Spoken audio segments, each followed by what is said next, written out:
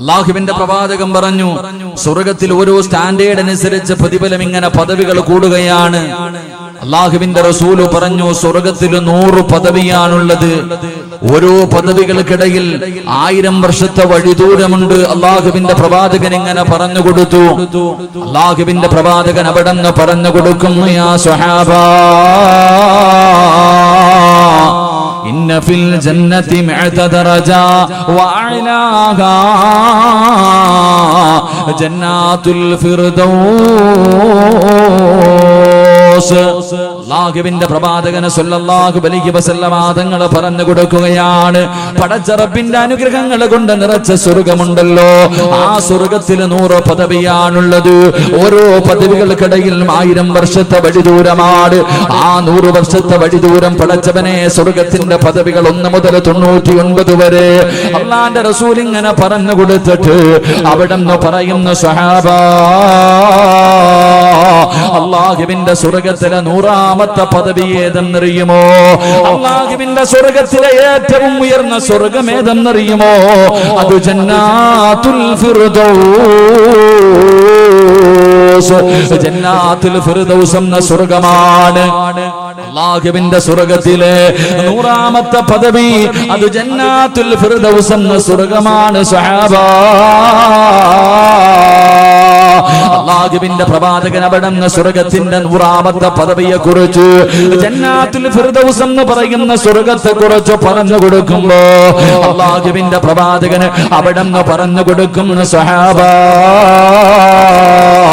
ആരെങ്കിലും അല്ലാഹുവിനോട് സ്വർഗ്ഗം ചോദിച്ചാൽ പാതിരാത്രി ഒരുമിച്ച് കൂടി എന്റെ പ്രിയമുള്ള സഹോദരങ്ങളോട് സഹോദരിമാരോട് ഞാനും നിങ്ങളും പടച്ച റബ്ബിനോട് എപ്പോഴും ദുആ ചെയ്യുന്നു, അല്ലാഹ് എനിക്ക് സ്വർഗ്ഗം തരണേ പടച്ചവനെ. ഈ പാതിരാത്രിയിൽ ഈ സദസ്സിൽ ഞാനും നിങ്ങളും വന്നിരിക്കുന്നത് എന്തിനു വേണ്ടിയാ? എന്റെ പ്രിയമുള്ളവരെ, വഅദ് പറയുന്നതും വഅദ് കേൾക്കുന്നതും പാവപ്പെട്ട പെൺകുട്ടികളുടെ നിക്കാഹ് നടത്തി കൊടുക്കുന്നതും ഇതിന്റെ പിന്നിൽ എനിക്കും നിങ്ങൾക്കും ഒരേ ഒരു അഭിലാഷമേ ഉള്ളൂ. എന്റെ പ്രിയമുള്ളവരെ, സ്വർഗ്ഗം കിട്ടണമെന്ന് ആഗ്രഹിക്കുന്നവരാ. ഒരു സുബ്ഹാനല്ലാഹ് പറഞ്ഞാൽ, ഒരു അൽഹംദുലില്ലാഹ് പറഞ്ഞാൽ, അല്ലാഹുവേ 1 രൂപ സദഖ കൊടുത്താൽ പടച്ച റബ്ബിന്റെ മുന്നിൽ 2 റക്അത്ത് നിസ്കരിച്ചാൽ ഞാനും നിങ്ങളും അല്ലാഹുവിനോട് ചോദിക്കുന്നു, അല്ലാഹ് ഇതിനു പകരം സ്വർഗ്ഗം തരണേ പടച്ചവനെ, ഇതിന് പകരം എനിക്ക് സ്വർഗ്ഗം തരണേ പടച്ചവനെ. അല്ലാഹുവിന്റെ പ്രവാചകൻ പറയുകയാ, യാ സ്വഹാബാ പോകുകയാണെങ്കിൽ ജന്നാത്തുൽ ഫിർദൗസ് എന്ന സ്വർഗ്ഗത്തിൽ പോകണേ. അല്ലാഹുവിന്റെ റസൂൽ പറയുകയാണ്, പോകുകയാണെങ്കിൽ ജന്നാത്തുൽ ഫിർദൗസ് എന്ന പടച്ച റബ്ബിന്റെ സ്വർഗ്ഗത്തിലെ 100ാമത്തെ പദവിയായ ജന്നാത്തുൽ ഫിർദൗസ് എന്ന സ്വർഗ്ഗത്തിലേക്ക് കടന്നു പോകണം. അതുകൊണ്ട് സ്വഹാബാ, ആരെങ്കിലും അല്ലാഹുവിനോട് ദുആ ചെയ്താൽ, ആരെങ്കിലും അല്ലാഹുവിനോട് സ്വർഗ്ഗം ചോദിച്ചാൽ ജന്നാത്തുൽ ഫിർദൗസ് എന്ന സ്വർഗ്ഗം ചോദിക്കണേ എന്ന് അഷ്റഫുൽ ഖൽഖ് നബി മുഹമ്മദ് മുസ്തഫ സല്ലല്ലാഹു അലൈഹി വസല്ലം തങ്ങൾ പറയുമ്പോ എന്റെ പ്രിയമുള്ളവരെ, പ്രവാചകന് അല്ലാഹുവിന്റെ റസൂൽ പറഞ്ഞു, നിങ്ങൾ ദുആ ചെയ്യണം ജന്നാത്തുൽ ഫിർദൗസ് എന്ന സ്വർഗ്ഗം. അത് അല്ലാഹുവിന്റെ പ്രവാചകന് കിടക്കുന്ന സ്വർഗ്ഗമാണ്. ആ സ്വർഗ്ഗം കിട്ടാൻ നിങ്ങൾ ദുആ ചെയ്യണേ എന്ന് പ്രവാചകൻ പഠിപ്പിക്കുമ്പോ എന്റെ പ്രിയമുള്ളവരെ, ഞാനും നിങ്ങളും ദുആ ചെയ്യുന്നവരാ. അല്ലാഹുവിന്റെ പ്രവാചകന് വേണ്ടി ദുആ ചെയ്യുന്നവരാ. അല്ലാഹുവിന്റെ പ്രവാചകര് ജന്നാത്തുൽ ഫിർദൗസ് എന്ന സ്വർഗ്ഗം കൊടുക്കണേ എന്ന് ദുആ ചെയ്യുന്നവരാ. എപ്പോഴാണ് ദുആ ചെയ്യുന്നതെന്നറിയുമോ? പടച്ച റബ്ബിന്റെ പള്ളിയുടെ മിനാരത്തിൽ നിന്ന് ഹയ്യ അലസ്സലാ ഹയ്യ അലൽ ഫലാഹ്, പടച്ച റബ്ബിന്റെ പള്ളിയുടെ മിനാരത്തിൽ നിന്ന് ബാങ്ക് വിളിക്കുമല്ലോ. ആ ബാങ്ക് വിളിച്ചു കഴിയുമ്പോ ലാ ഇലാഹ ഇല്ലല്ലാഹ് പടച്ചറപ്പിന്റെ പള്ളിയുടെ മിനാരത്തിൽ നിന്ന് ബാങ്ക് വിളിച്ചു കഴിയുമ്പോ വിശ്വാസികൾ ഇരു കരങ്ങളെ പടച്ചറപ്പിന്റെ ദർബാറിലേക്ക് ഉയർത്തിയിട്ട് അല്ലാഹുമ്മ റബ്ബ ഹാദിഹി ദഅവതി താമ്മ വസ്സലാത്തിൽ ഖായിമ ആതി മുഹമ്മദിനിൽ വസീലത വൽ ഫളീലത വദ്ദറജത റഫിയാ وبعثه مقاما محمودا الذي وعدته وارزقنا شفاعة يوم القيامة അല്ലാഹുവിന്റെ പ്രവാചകൻ പറഞ്ഞു ബാങ്ക് വിളിച്ചതിന് ശേഷം ദുആ ചെയ്യണം ബാങ്ക് വിളിച്ചതിന് ശേഷം വസീല തേടണം എന്റെ ശഫാഅത്ത് ചോദിക്കണം അല്ലാഹുവിന്റെ പ്രവാചകൻ ദുആ ചെയ്യാ പറഞ്ഞു തരുമ്പോ എന്റെ പ്രിയമുള്ളവരെ അല്ലാഹുവിന്റെ റസൂൽ പറയുകയാണ് ബാങ്ക് വിളിച്ചതിന് ശേഷം ആ ദുആയിക്ക് വല്ലാത്ത പ്രതിഫലമാണ് ആ ദുആയിക്ക് വല്ലാത്ത മഹത്വമാണ് പ്രവാചകൻ പറഞ്ഞു ഏതെങ്കിലും ഒരു മനുഷ്യനുണ്ടല്ലോ ബാങ്ക് വിളിച്ചതിന് ശേഷം ദുആ ചെയ്താൽ ബാങ്ക് വിളിച്ചതിന് ശേഷം എന്നോട് ശഫാഅത്ത് ചോദിച്ചാൽ എന്നെ വസീലയെ തേടിയാൽ അവന് നാളെ എന്റെ കയ്യിൽ പിടിച്ച സ്വർഗ്ഗത്തിൽ കടക്കാൻ കഴിയുമെന്ന് ആദരവായ പ്രവാചകൻ നബി മുഹമ്മദ് മുസ്തഫ സല്ലല്ലാഹു അലൈഹി വസല്ലമ തങ്ങൾ പറഞ്ഞു തരുമ്പോ എന്റെ പ്രിയമുള്ളവരെ ആരാ ദുആ ചെയ്യുന്നത് ബാങ്ക് വിളിച്ചതിന് ശേഷം ദുആ ചെയ്യുന്നവരുണ്ട് പക്ഷേ നിന്റെ ദുആ അല്ലാഹു സ്വീകരിക്കുമോ നിനക്ക് പ്രവാചകന്റെ ശഫാഅത്ത് കിട്ടുമോ നിനക്ക് ആ സ്വർഗ്ഗത്തിൽ കടക്കാനുള്ള ഭാഗ്യമുണ്ടാകുമോ എന്റെ പ്രിയമുള്ളവരെ പ്രവാചകൻ പറഞ്ഞില്ലേ ബാങ്ക് വിളിക്കുന്ന സമയത്ത് സംസാരിക്കാൻ പാടില്ല ബാങ്ക് വിളിക്കുന്ന സമയത്ത് എന്റെ പ്രിയമുള്ളവരെ സംസാരിക്കാൻ പാടില്ല എന്റെ പ്രിയമുള്ളവരെ ആ സമയത്ത് സംസാരിച്ചാൽ അവന്റെ ആഖിബത്ത് മോശമാകും അവന് മരിക്കാൻ കിടക്കുന്ന സമയത്ത് ലാ ഇലാഹ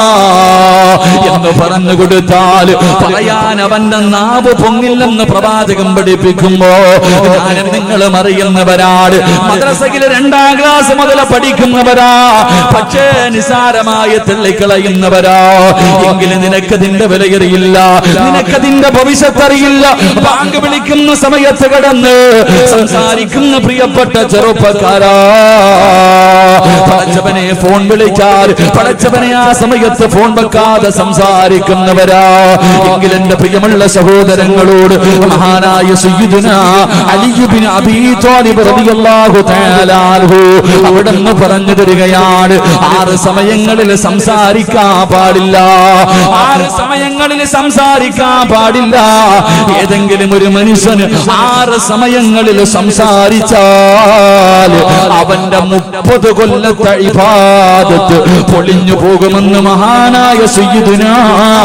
അലി ഇബ്നു അബീ ത്വാലിബ് റളിയല്ലാഹു തആല അൻഹു അവിടുന്ന് പറഞ്ഞു കൊടുക്കുകയാ 6 സമയങ്ങളിൽ സംസാരിക്കല്ലേ 6 സമയങ്ങളിൽ ദുനിയാവിന്റെ കാര്യം പറയല്ലേ ദുനിയാവിന്റെ കാര്യം സംസാരിക്കല്ലേ എന്റെ 30 കൊല്ലത്തെ ഇബാദത്ത് നഷ്ടപ്പെട്ടു പോവുകയാ ഒരു പ്രാവശ്യം സംസാരിച്ചാൽ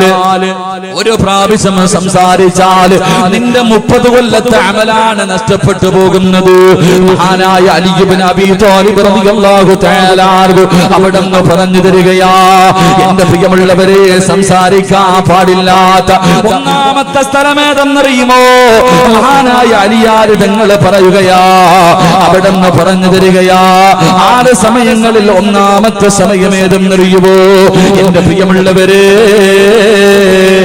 അത് ബാങ്ക് വിളിക്കുന്ന സമയമാ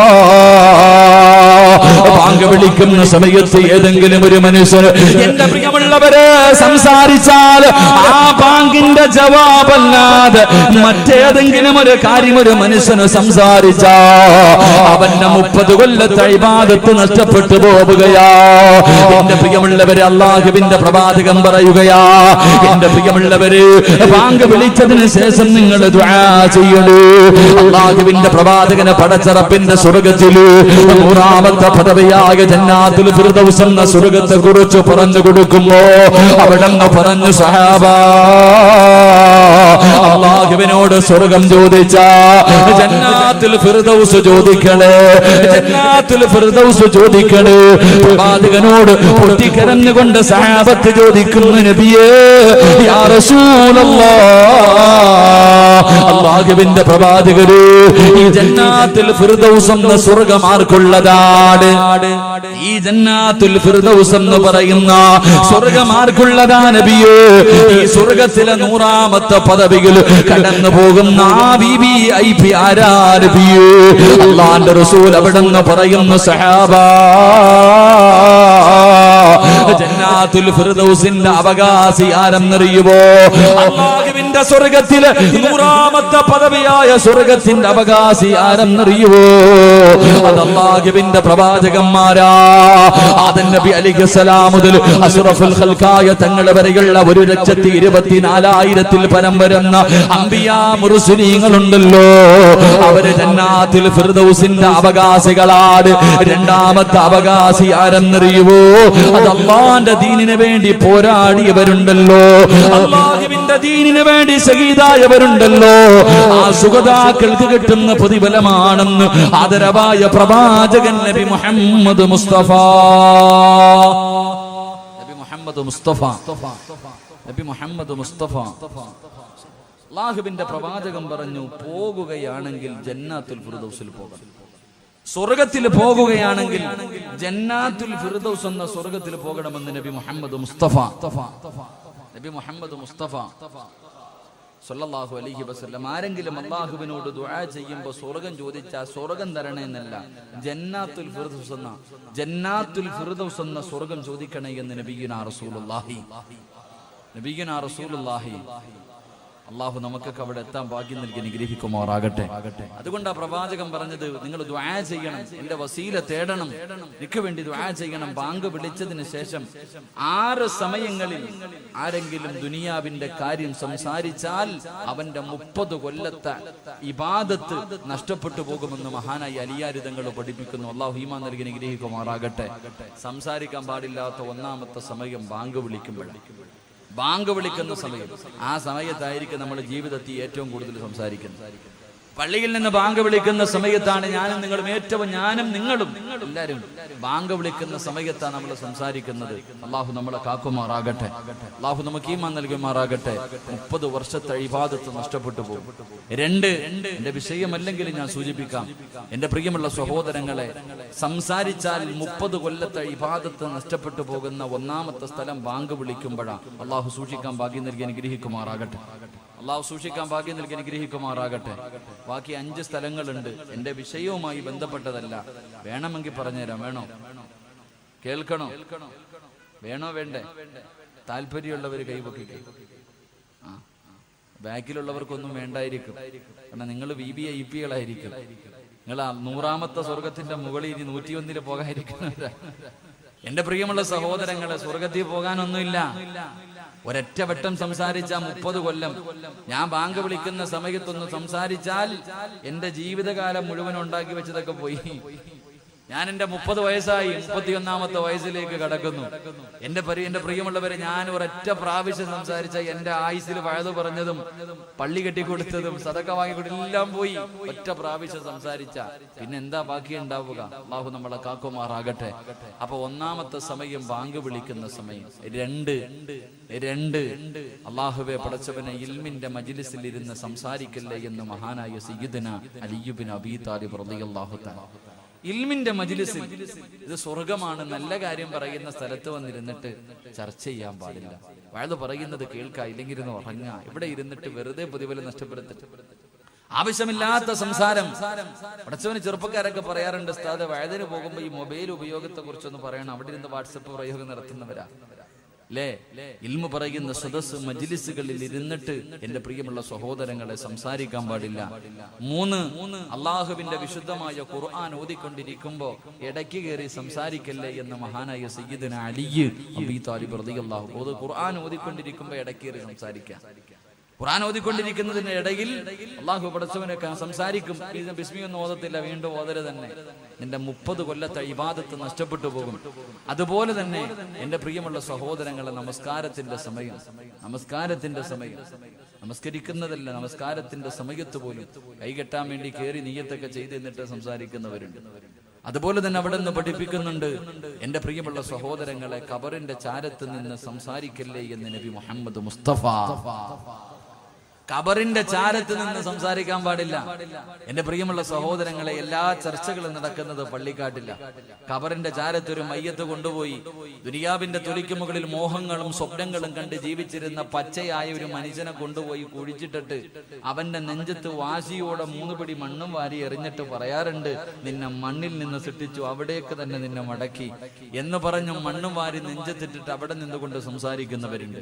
എന്റെ പ്രിയമുള്ളവരെ, ഖബറിന്റെ ചാരത്ത് നിന്ന് സംസാരിക്കരുത്, ദുനിയാവിന്റെ കാര്യം സംസാരിക്കരുത്. നിന്റെ 30 കൊല്ലത്തെ ഇബാദത്ത് നഷ്ടപ്പെട്ടു പോകും. എന്റെ പ്രിയമുള്ള സഹോദരങ്ങളെ, 6ാമത്തത് ജനാസ കൊണ്ടുപോകുമ്പോ, ഒരു മനുഷ്യന്റെ മയ്യത്ത് ഇങ്ങനെ പള്ളിയിലേക്ക് അടക്കുന്നതിന് വേണ്ടി കൊണ്ടുപോകുമ്പോ പുറകെ കൂടെ ഇങ്ങനെ പറഞ്ഞിട്ട് പോകുന്നവരുണ്ട്. മയ്യത്ത് കൊണ്ടുപോകുമ്പോൾ ലാ ഇലാഹ ഇല്ലല്ലാഹ് എന്ന് പറഞ്ഞു കൊണ്ടുപോകും. അതിന്റെ കൂടെ അവന്റെ പച്ചയിറച്ചി നിന്നോണ്ട് പോകുന്നവരുണ്ട്. അള്ളാഹു നമ്മളെ കാക്കുമാറാകട്ടെ. അതുകൊണ്ട് 6 സ്ഥലങ്ങളിൽ സംസാരിക്കരുത്. അള്ളാഹു നമുക്ക് ഈമാൻ നൽകി അനുഗ്രഹിക്കുമാറാകട്ടെ. മഹാനായ നബി മുഹമ്മദ് മുസ്തഫ സ്വല്ലല്ലാഹു അലൈഹി വസല്ലമ തങ്ങളോട് സഹാബത്ത് ചോദിച്ചു, നബിയെ, പ്രവാചകന്മാരും ശുഹദാക്കളും മാത്രമേ ഈ സ്വർഗത്തിൽ പോകത്തുള്ളൂ?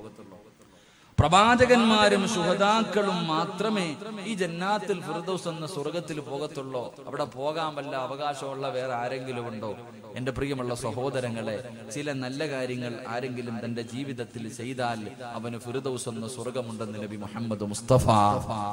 ആർക്കെങ്കിലും നാളെ പ്രവാചകന്മാരും ശുഹദാക്കളും കിടക്കുന്ന സ്വർഗത്തിലെ 100ാമത്തെ പദവിയിൽ നമ്മുടെ വാപ്പയായ ആദം നബി മുതൽ അഷ്റഫുൽ ഖൽഖായ തങ്ങളെ വരില്ല, ആ ലക്ഷക്കണക്കിന് പ്രവാചകന്മാരുടെ കൂടെ നടക്കാൻ നിനക്ക് ആഗ്രഹമുണ്ടോ? ചില നന്മകൾ നിന്റെ ജീവിതത്തിൽ ചെയ്താൽ നിനക്ക് എളുപ്പമായി അവിടെ എത്താൻ കഴിയുമെന്ന് നബി മുഹമ്മദ് മുസ്തഫ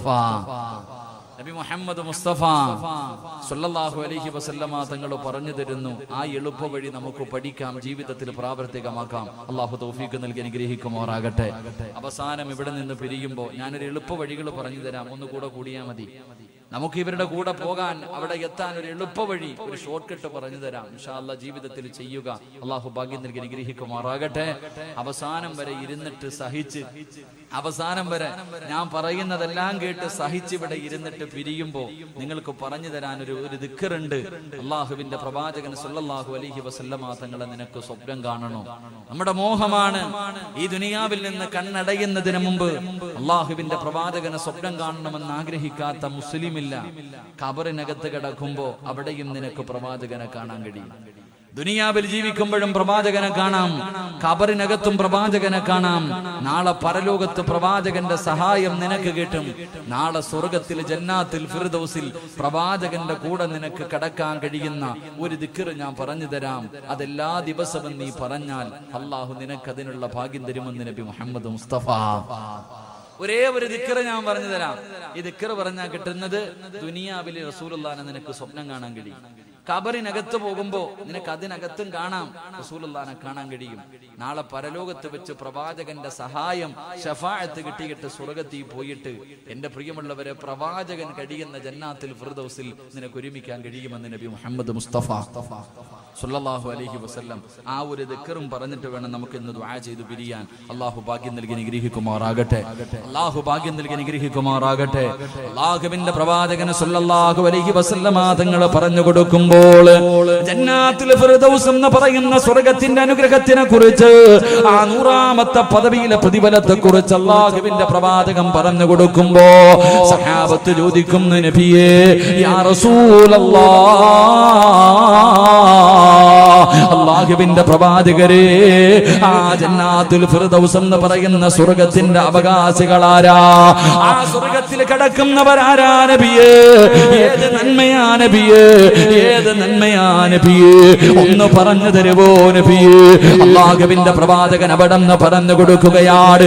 ഈ പാതിരാത്രി തിരക്കുകൾ മുഴുവനും മാറ്റിവെച്ചിട്ട് ഈ പുണ്യമായ സദസ്സിന്റെ 4ാമത്തെ ദിവസം ഈ സ്വർഗ്ഗത്തിൽ ഒരുമിച്ച് കൂടിയ ചെറുപ്പക്കാരാ, അല്ലാഹുവിന്റെ അനുഗ്രഹങ്ങൾ കൊണ്ട് നിറച്ച സ്വർഗത്തിലെ 100ാമത്തെ പദവിയായ പ്രവാചകന്മാര് കിടക്കുന്ന സ്വർഗത്തിൽ നിനക്ക് കിടക്കണമെന്ന മോഹമുണ്ടോ, ആഗ്രഹമുണ്ടോ പൊന്നുമോരെ, ആഗ്രഹമുണ്ടോ പൊന്നുമോരെ?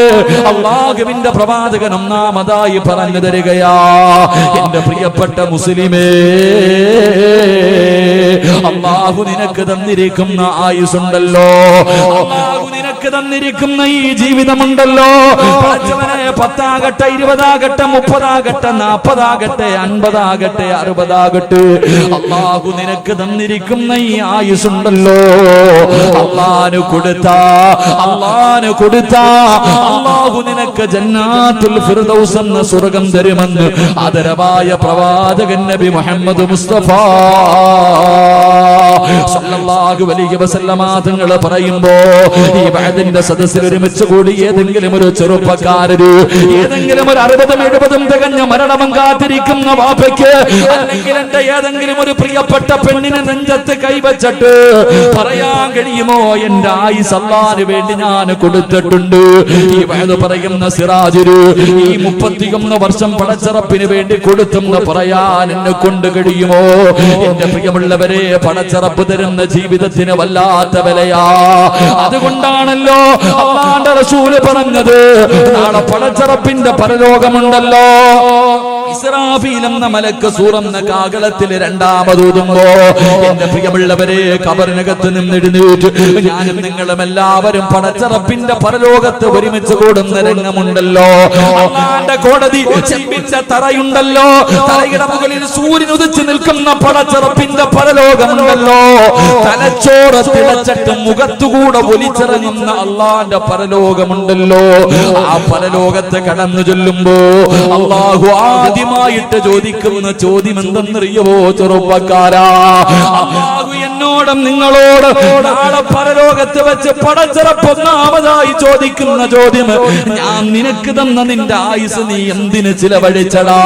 എന്റെ പ്രിയമുള്ള ചെറുപ്പക്കാരാ, അതിനുത്തരം പറയാതെ നീ വെച്ചിരിക്കുന്ന കാലം ചലിപ്പിക്കാൻ നിന്നെ കൊണ്ട് കഴിയില്ലെന്ന് അഷ്റഫുൽ ഖൽഖ് നബി മുഹമ്മദ് മുസ്തഫ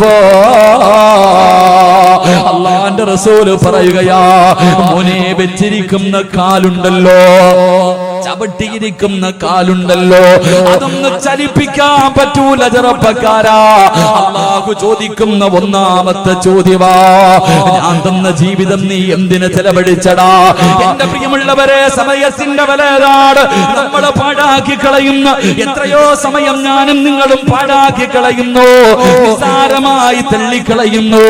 ഈ സമയത്തിന്റെ വില എന്തെന്നറിയുമോ? ഈ സമയത്തിന്റെ വില എപ്പോഴാ തിരിയുന്നതെന്നറിയുമോ? എന്റെ പ്രിയമുള്ളവരെ, മലക്കുൽ മൗത്തിനെ കണ്ണുകൊണ്ട് കാണുന്ന സമയമാ. എപ്പോഴെന്നറിയുമോ? ലൗലാ അഖർതനീ ഇലാ അജലിൻ ഖരീബ്.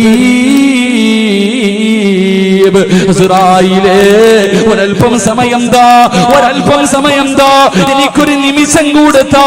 എത്രയോ സമയം ഞാൻ പാഴാക്കി കളഞ്ഞു, എനിക്കൊരവസരം കൊടുത്താ ഇസ്രായേലേ. ഞാനും നിങ്ങളും സമയത്തിന് വേണ്ടി കടന്ന് യാചിക്കുന്ന ഒരു രംഗം വരാറുണ്ട്, മറന്നു കളയല്ലേ ചെറുപ്പക്കാരാ. നാളെ പടച്ചറപ്പിന്റെ കോടതിയിൽ നിൽക്കുമ്പോഴും ഈ ദുനിയാവിൽ നിന്ന് പോകുമ്പോഴും സമയമാ ചോദിക്കുന്നത്.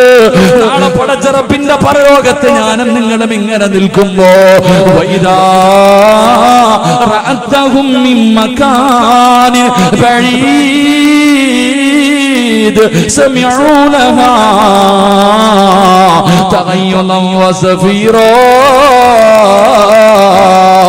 മാലിക്കെന്ന മലക്കും തന്റെ അനുയായികളും കണ്ണുനീരൊലിപ്പിച്ചുകൊണ്ട് തലതാഴ്ത്തി പിടിച്ച് കോടാനുകോടി മലക്കുകൾ പടച്ചറപ്പിന്റെ നരകത്തിന്റെ ഒരു ഭാഗത്ത് 70,000 ചങ്ങലകളിൽ ഒരു ചങ്ങലയിൽ 70,000 മലക്കുകൾ. ആ ഒരു ചങ്ങലയിലെ ഒരു കൊളുത്തിന്റെ വലിപ്പം ഈ ദുനിയാവിനെക്കാളും വലുതാ. അവര് കരഞ്ഞു വിളിച്ചു കൊണ്ടുവരുന്ന രംഗമുണ്ടല്ലോ. ഈ പാതിരാത്രി ഒരുമിച്ച് കൂടിയാ നമ്മളിൽ പലരും ആ നരകത്തെ ഇങ്ങനെ കണ്ണുകൊണ്ട് കാണുമ്പോ അല്ലാഹുവോട് പറയും, റബ്ബനാ അബ്സർനാ വസമിഅനാ ഫർജിഅനാ ഒരവസരം താ പടച്ചവന്, ഒരു ചാൻസ് കൂടെ താ പടച്ചവന്, ഒരിക്കൽ കൂടെ കാസർഗോഡ് എന്റെ നാട്ടിലേക്ക് എനിക്കൊരവസരം കൂടെ താ പടച്ചവര്. ഞാൻ അവിടെ പോയി നല്ലത് ചെയ്യാമല്ലോ.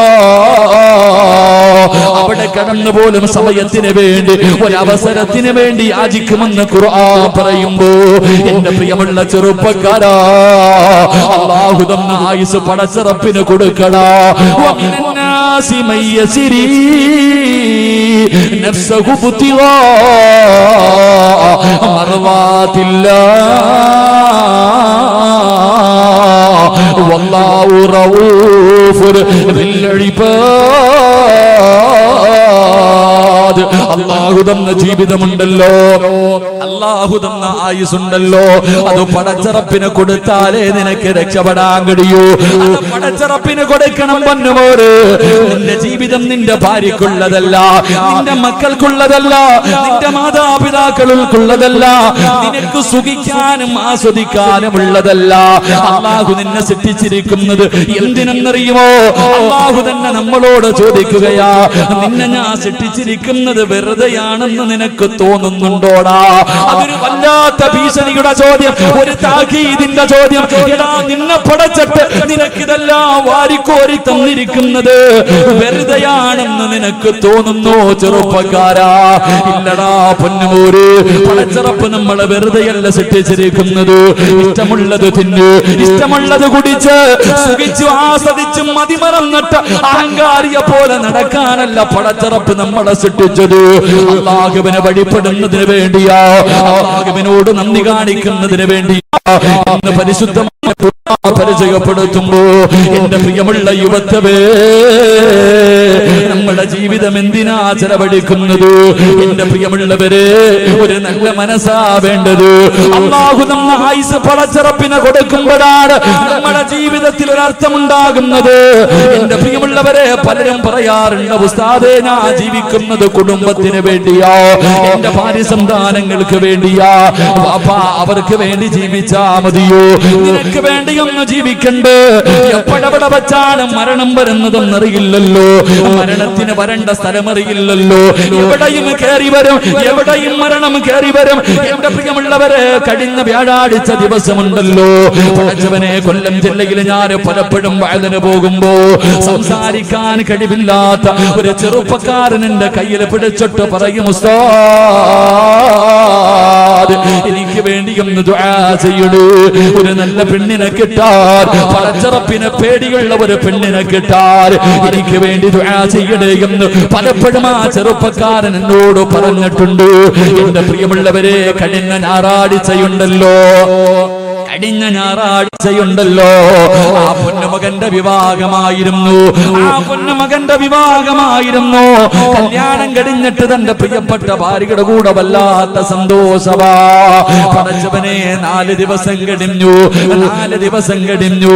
പടച്ചുറപ്പേ, ബുധനാഴ്ച പാതിരാത്രി തന്റെ പ്രിയപ്പെട്ട ഭാര്യയുടെ കയ്യിൽ പിടിച്ച് മണിയറക്കകത്തേക്ക് കടന്നുപോയ ചെറുപ്പക്കാരൻ പിന്നെ എഴുന്നേറ്റില്ല പൊന്നുപോലെ. 5ാമത്തെ ദിവസം വൈകുന്നേരമായപ്പോ ആ പൊന്നുമോനെ 6 അടി മണ്ണിനകത്ത് കൊണ്ടുപോയി കബറടക്കി ചെറുപ്പക്കാരാ.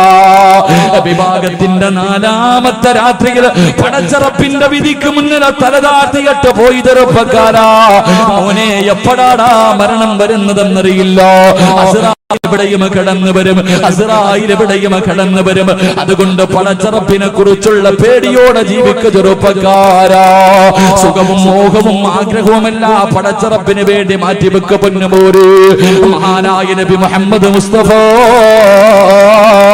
സല്ലല്ലാഹു അലൈഹി വസല്ലമ തങ്ങള് അല്ലാഹുവിന്റെ പ്രവാചകന്റെ മുന്നിലേക്ക് ഒരു ചെറുപ്പക്കാരൻ കടന്നു വരികയാണ്. മഹാനായ സഅദ് റളിയല്ലാഹു തആല അൻഹു അല്ലാഹുവിന്റെ റസൂലിന്റെ മുന്നിലേക്ക് കടന്നു വരികയാണ്. കരഞ്ഞുകൊണ്ടാണ് കടന്നു വരുന്നത്. അല്ലാഹുവിന്റെ റസൂലിന്റെ കയ്യിൽ പിടിച്ചിട്ട് പറയുന്നു, നബിയേ, യാ റസൂലല്ലാഹ്, അല്ലാഹുവിന്റെ പ്രവാചകരെ, സ്വർഗ്ഗത്തിലേക്ക് പോകാൻ നിറമൊരു തടസ്സമാകുമോ നബിയേ? സഅദ് റളിയല്ലാഹു തആല അൻഹു സൗന്ദര്യമില്ലാത്തവനാണ്, കരിക്കട്ടയെ പോലെ കറുത്തവനാണ്. കരിക്കട്ടയെ പോലെ കറുത്തവനാ സഅദ് റളിയല്ലാഹു തആല അൻഹു. അല്ലാഹുവിന്റെ റസൂലിന്റെ മുന്നിൽ വന്നിരുന്നിട്ട് ചോദിച്ചു, നബിയേ, ഈ കറുപ്പ് സ്വർഗ്ഗത്തിലേക്ക് പോകാനുള്ള തടസ്സമാണോ? അല്ലാഹുവിന്റെ റസൂൽ ആ ചെറുപ്പക്കാരന്റെ കയ്യിൽ പിടിച്ചിട്ട് ചോദിച്ചു, സഅദ്, എന്തേ നീ അങ്ങനെ ചോദിച്ചത്? എന്തേ നീ അങ്ങനെ ചോദിച്ചത്? സഅദ് റളിയല്ലാഹു തആല അൻഹു പറയുകയാ, എനിക്ക് വിവാഹം കഴിക്കണമെന്ന് വല്ലാത്ത മോഹമുണ്ട് നബിയേ. എനിക്കാരും വിവാഹം കഴിച്ചു തരുന്നില്ല. എനിക്ക് സൗന്ദര്യമില്ലാത്തത് കാരണം ഒരു മനുഷ്യനും എനിക്ക് ശനിക്കതാ തന്റെ മകളെ കെട്ടിച്ചു തരുന്നില്ല. അല്ലാഹുവിന്റെ റസൂലിനോട് വേദനയോടുകൂടി സഅദ് റളിയല്ലാഹു തആല അൻഹു പറയുമ്പോ അല്ലാഹുവിന്റെ റസൂൽ ആ ചെറുപ്പക്കാരനായ സഅദ് റളിയല്ലാഹു തആല അൻഹുവിനെ അടുത്തേക്ക് വിളിച്ചിട്ട് അല്ലാഹുവിന്റെ പ്രവാചകൻ പറഞ്ഞു കൊടുത്തു, ആ നാട്ടിലെ ഏറ്റവും വലിയ ഒരു കോടീശ്വരന്റെ വീട് പറഞ്ഞു കൊടുക്കുകയാ. മഹാനായ അംർ ഇബ്നു വഹബ് എന്ന് പറയുന്നു ഒരു കോടീശ്വരന്റെ വീട് പറഞ്ഞു കൊടുത്തു. അല്ലാഹുവിന്റെ റസൂൽ പറഞ്ഞു, ആ വീട്ടിൽ പോയിട്ട് നീ ചോദിക്കും, മകളെ വിവാഹം കഴിച്ചു തരുമോ എന്ന്. ഞാനാ പറഞ്ഞു വിട്ടതെന്ന് പറയാറ് ആ മഹാനായ സഅദ് റളിയല്ലാഹു തആല അൻഹു അല്ലാഹുവിന്റെ പ്രവാചകനെ പറഞ്ഞു വിടുമ്പോ, പടച്ചവനെ, ആ നാട്ടിലെ ഏറ്റവും വലിയ കോടീശ്വരനുണ്ടല്ലോ, ആ കോടീശ്വരന്റെ വീടിന്റെ മുന്നിൽ പോയി നിന്ന് സലാം പറഞ്ഞു.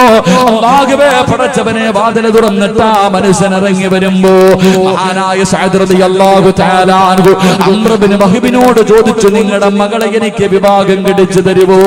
അല്ലാഹുവിന്റെ റസൂൽ പറഞ്ഞു വിട്ടതാ. അല്ലാഹുവിന്റെ റസൂൽ പറഞ്ഞു വിട്ടതാ. പടച്ചവനെ, അംർ ഇബ്നു വഹബ് അങ്ങോട്ട് നോക്കുമ്പോ കറുത്ത് കരിക്കട്ടയെ പോലെ ഇരിക്കുന്ന ചെറുപ്പക്കാരനെ കാണുമ്പോ അവിടുന്ന് പറഞ്ഞു, ഇല്ലടാ എന്റെ പൊന്നുമോളെ നിനക്ക് ഞാൻ വിവാഹം കഴിച്ചു തരൂല. കാരണം സൗന്ദര്യമില്ലാത്തവനാ, കണ്ടാൽ അറുപ്പ് തോന്നുന്ന രൂപം. പടച്ചവനെ അവിടുന്ന് പറഞ്ഞ് ആട്ടി ഓടിക്കുകയാണ്. മഹാനായ സഅദ് റളിയല്ലാഹു തആല അൻഹു കണ്ണ് നിറഞ്ഞുകൊണ്ട് വീടിന്റെ കൊട്ടാരത്തിന്റെ മുന്നിൽ നിന്ന് തിരിച്ചു നടക്കുകയാ. ആ മനുഷ്യനും കൂട്ടി തിരിഞ്ഞു നടക്കുമ്പോ അംർ ഇബ്നു വഹബിന്റെ സുന്ദരിയായ യുവത്വത്തിന്റെ നടുവിലൂടെ കടന്നു പോകുന്ന ഏത് ചെറുപ്പക്കാരനും കെട്ടണമെന്ന് മോഹം തോന്നുന്ന ആ സുന്ദരിയായ പെണ്ണ് തന്റെ വാപ്പയുടെ കയ്യിൽ പിടിച്ചിട്ട് അവിടുന്ന് കരഞ്ഞുകൊണ്ട് ചോദിക്കുകയാ, അവിടുന്ന് കരഞ്ഞുകൊണ്ട് ചോദിക്കുകയാ, വാപ്പാ, അല്ലാഹുവിന്റെ റസൂൽ എനിക്ക് വേണ്ടി പറഞ്ഞു വിട്ട പുതുമാപ്പിളയാട്. അല്ലാഹുവിന്റെ റസൂൽ എനിക്ക് വേണ്ടി പറഞ്ഞു വിട്ട പുതുമാപ്പിളയാ. നിങ്ങൾ അവനെ പറഞ്ഞു വിട്ടല്ലോ. അല്ലാഹുവിന്റെ റസൂൽ പറഞ്ഞു വിട്ട മനുഷ്യന്റെ മനസ്സ് വേദനിപ്പിച്ചിട്ട് നിങ്ങൾ തിരിച്ചു വിട്ടല്ലോ. വാപ്പാ, അവനെ കാണാൻ അഴകില്ലെങ്കിലും, അവനെ കാണാൻ അഴകില്ലാത്തവനാണെങ്കിലും എനിക്കവനെ ഇഷ്ടപ്പെട്ടു വാപ്പാ. അല്ലാഹുവിന്റെ റസൂൽ പറഞ്ഞു വിടണമെങ്കിൽ അതിനൊരു കാരണമുണ്ട് വാപ്പാ. അതുകൊണ്ട് ഓടിച്ചെന്നിട്ട് സമ്മതമാണെന്ന് പറ വാപ്പാ. എന്റെ പ്രിയമുള്ളവരെ, അംർ ഇബ്നു വഹബിന്റെ സുന്ദരിയായ പൊന്നുമോൾ അവിടുന്ന് തന്റെ പ്രിയപ്പെട്ട വാപ്പയുടെ മുന്നിൽ പൊട്ടിക്കരഞ്ഞുകൊണ്ട് യാചിക്കുമ്പോ ആ സഹോദരന് പടച്ചവനെ അംർ ഇബ്നു വഹബ് ഇറങ്ങി ഓടുകയാണ്. അവസാനം അല്ലാഹുവിന്റെ പ്രവാചകന്റെ മുന്നിലേക്ക് കടന്നു വന്നിട്ട് പൊട്ടിക്കരഞ്ഞുകൊണ്ട് പറയുന്നു, യാ റസൂലല്ലാഹ്, അല്ലാഹുവിന്റെ നബിയേ, ഞാൻ മനസ്സ് വേദനിപ്പിച്ചിറക്കി വിട്ടത് അവന് കള്ളം പറയുകയാണോ എന്ന് പേടിച്ചിട്ടാ നബിയേ. അങ്ങ് പറഞ്ഞു വിട്ടവനാണെങ്കിൽ എനിക്ക് സമ്മതമാ നബിയേ. എന്റെ പൊന്നാര മകള് കോടീശ്വരനായ അംർ ഇബ്നു വഹബ് പറയുകയാണ്, എന്റെ പൊന്നുമോളെ കെട്ടിച്ചു കൊടുക്കാൻ ഞാൻ തയ്യാറാണ് നബിയേ. എന്റെ പ്രിയമുള്ള ചെറുപ്പക്കാരാ, വിവാഹം ഉറപ്പിച്ച പൊന്നുപോര് അംർ ഇബ്നു വഹബിന്റെ പൊന്നുമോള് സഅദ് റളിയല്ലാഹു തആല അൻഹുവിനെ കെട്ടിച്ചു കൊടുക്കാൻ തീരുമാനിക്കുകയാ. സഅദ് റളിയല്ലാഹു തആല അൻഹു അല്ലാഹുവിന്റെ പ്രവാചകന്റെ ചാരത്തേക്ക് കടന്നു വന്നിട്ട് അവിടുന്ന് പറയുന്നു, യാ റസൂലല്ലാഹ്, മഹർ കൊടുക്കാൻ എന്റെ കയ്യിലൊന്നുമില്ല നബിയേ. ഞാൻ പാവപ്പെട്ടവനാ നബിയേ. വിവാഹം കഴിക്കണമെങ്കിൽ മഹർ കൊടുക്കണമല്ലോ നബിയേ. എന്റെ കയ്യിലൊന്നുമില്ല എന്ന് പറയുമ്പോ അല്ലാഹുവിന്റെ പ്രവാചകൻ അവിടുന്ന് പറയുകയാണ്, മഹാനായ സയ്യിദുനാ ഉസ്മാൻ ഇബ്നു അഫ്ഫാൻ മഹാനായ അലി ഇബ്നു അബീ ത്വാലിബ് റളിയല്ലാഹു തആല അൻഹു, മഹാനായ അബ്ദുറഹ്മാൻ ഇബ്നു ഔഫ് റളിയല്ലാഹു തആല അൻഹു, മൂന്ന് സഹാബിമാരുടെ വീട്ടിലേക്ക് പറഞ്ഞു വിടുകയാണ്. 200 ദിർഹം വെച്ച് വാങ്ങാൻ പറഞ്ഞു വിടുകയാ. സഅദ് എന്ന് പറയുന്ന ചെറുപ്പക്കാർ, അല്ലാഹുവേ, എത്രയോ കൊല്ലങ്ങൾ മോഹിച്ച് നടന്നിട്ട് ഒരു മനുഷ്യനും തന്റെ പൊന്നുമോളെ കെട്ടിച്ചു കൊടുത്തില്ല. അവസാനം ഒരു സുന്ദരിയായ പെണ്ണിനെ കിട്ടി. പടച്ചവനെ, വല്ലാത്ത ആഗ്രഹത്തോട് സഹാബത്തിന്റെ വീട്ടിലേക്ക് കടന്നു ചെന്നു. പടച്ചുറപ്പേ, അല്ലാഹുവേ, അവിടുന്ന് പണവും വാങ്ങിയിട്ട് പടച്ചവനെ വസ്ത്രം വാങ്ങുന്നതിന് വേണ്ടി പട്ടണത്തിലേക്ക് കടന്നു പോവുകയാ. വിവാഹ വസ്ത്രം വാങ്ങാൻ, തന്റെ പ്രിയപ്പെട്ട ഭാര്യയ്ക്ക് കൊടുക്കാനുള്ള വസ്ത്രം വാങ്ങാൻ, പുതുമണവാളനെ പോലെ ഒരുങ്ങുന്നതിന് വേണ്ടി വസ്ത്രം വാങ്ങുന്നതിന് വേണ്ടി പണവുമായി കമ്പോളത്തിലേക്ക് കടന്നു ചെല്ലുമ്പോ അല്ലാഹുവേ, അപ്പോഴാണ് വിളിച്ചു പറയുന്നത്, ഇസ്ലാമിനെതിരെ ശത്രുക്കൾ കടന്നു വരികയാണ്. ഇസ്ലാമിനെതിരെ ശത്രുക്കൾ കടന്നു വരികയാ. യുദ്ധത്തിന് തയ്യാറെടുക്കണ്, യുദ്ധത്തിന് തയ്യാറെടുക്കണ്. പടച്ചവനെ, കൊല്ലങ്ങളായി നടന്നിട്ട് ആരും വിവാഹം കഴിച്ചു കൊടുക്കാ തയ്യാറായില്ല. അവസാനം ഒരു നല്ല പെണ്ണിനെ കിട്ടി. ആ പെണ്ണിന് ധരിക്കുന്നതിന് വേണ്ടി വസ്ത്രം വാങ്ങാൻ പട്ടണത്തിലേക്ക് കടന്നുപോയ സഅദ് റളിയല്ലാഹു തആല അൻഹുവിന്റെ ചെവിയിലേക്ക് ഈ ശബ്ദം അങ്ങ് കേൾക്കുമ്പോ, അല്ലാഹുവേ, മഹറിന് കൊടുക്കാ പടച്ചവനെ പുതുവസ്ത്രം വാങ്ങാ കമ്പോളത്തിലേക്ക് കടന്നുപോയ സഅദ് റളിയല്ലാഹു തആല അൻഹു പടച്ചറപ്പേ കടന്നു ചെന്നിട്ടൊരു കുതിരയെ വാങ്ങുകയാ. ഒരു കുതിരയെ വാങ്ങി, ഒരു വാള് വാങ്ങി, പടച്ചവനെ ഒരു പടയങ്കി വാങ്ങി, എന്നിട്ടൊരു തലപ്പാവ് വാങ്ങി. അല്ലാഹുവേ, എന്നിട്ടെല്ലാം വാങ്ങിയിട്ട് കുതിരയുടെ മുകളിലേക്ക് കയറുകയാണ്. എന്നിട്ട് തന്റെ മുഖമങ്ങ് തുണി കൊണ്ട് കെട്ടിയടക്കുകയാ. കണ്ണുകൾ മാത്രം വെളിയിലാക്കി ആ പുതുമണവാളൻ തന്റെ മുഖം മുഴുവനും അങ്ങ് മറയ്ക്കുകയാണ്. എന്തിനെന്നറിയുവോ എന്റെ പ്രിയമുള്ളവരെ, യുദ്ധത്തിന് പോകാരാ. യുദ്ധത്തിന് പോകുന്നതിന് വേണ്ടി തന്റെ മുഖം മറച്ചിട്ട് യുദ്ധത്തിന്റെ രണാങ്കണത്തിലേക്ക് പാഞ്ഞിറങ്ങുകയോ. പടച്ചവനെ, ശത്രുക്കളെ മുഴുവനും വെട്ടിമുറിക്കുകയാണ്. സഹാബത്ത് പറഞ്ഞു, ആ ചെറുപ്പക്കാരനെ കണ്ടു, അത് മരക്കാണോ അതോ മനുഷ്യനാണോ? പടച്ചവനെ, ശത്രുക്കളെ മുഴുവനും വെട്ടിമുറിച്ച് തരിപ്പണമാക്കുകയോ. എല്ലാവരും ആ ചെറുപ്പക്കാരനെ ആകാംക്ഷയോടെ നോക്കുകയാ. ആരാണെന്ന് മനസ്സിലാകുന്നില്ല, മുഖം മുഴുവനും മറച്ചിട്ടിരിക്കുകയോ. എന്റെ പ്രിയമുള്ളവരെ, അവസാനം യുദ്ധം കഴിഞ്ഞ് നോക്കുമ്പോ യുദ്ധക്കളത്തിലെ ശരീരം മുഴുവനും വെട്ടിമുറിച്ചിട്ട് മരണത്തോട് മല്ലടിച്ചു കൊണ്ട് കിടക്കുന്നു ഈ ചെറുപ്പക്കാരനെ കാണാ എല്ലാവരും ഓടുകയാണ്. അവൻ ആരാണെന്നറിയണമല്ലോ. എല്ലാവരും ഓടിച്ചെന്ന് നോക്കുമ്പോ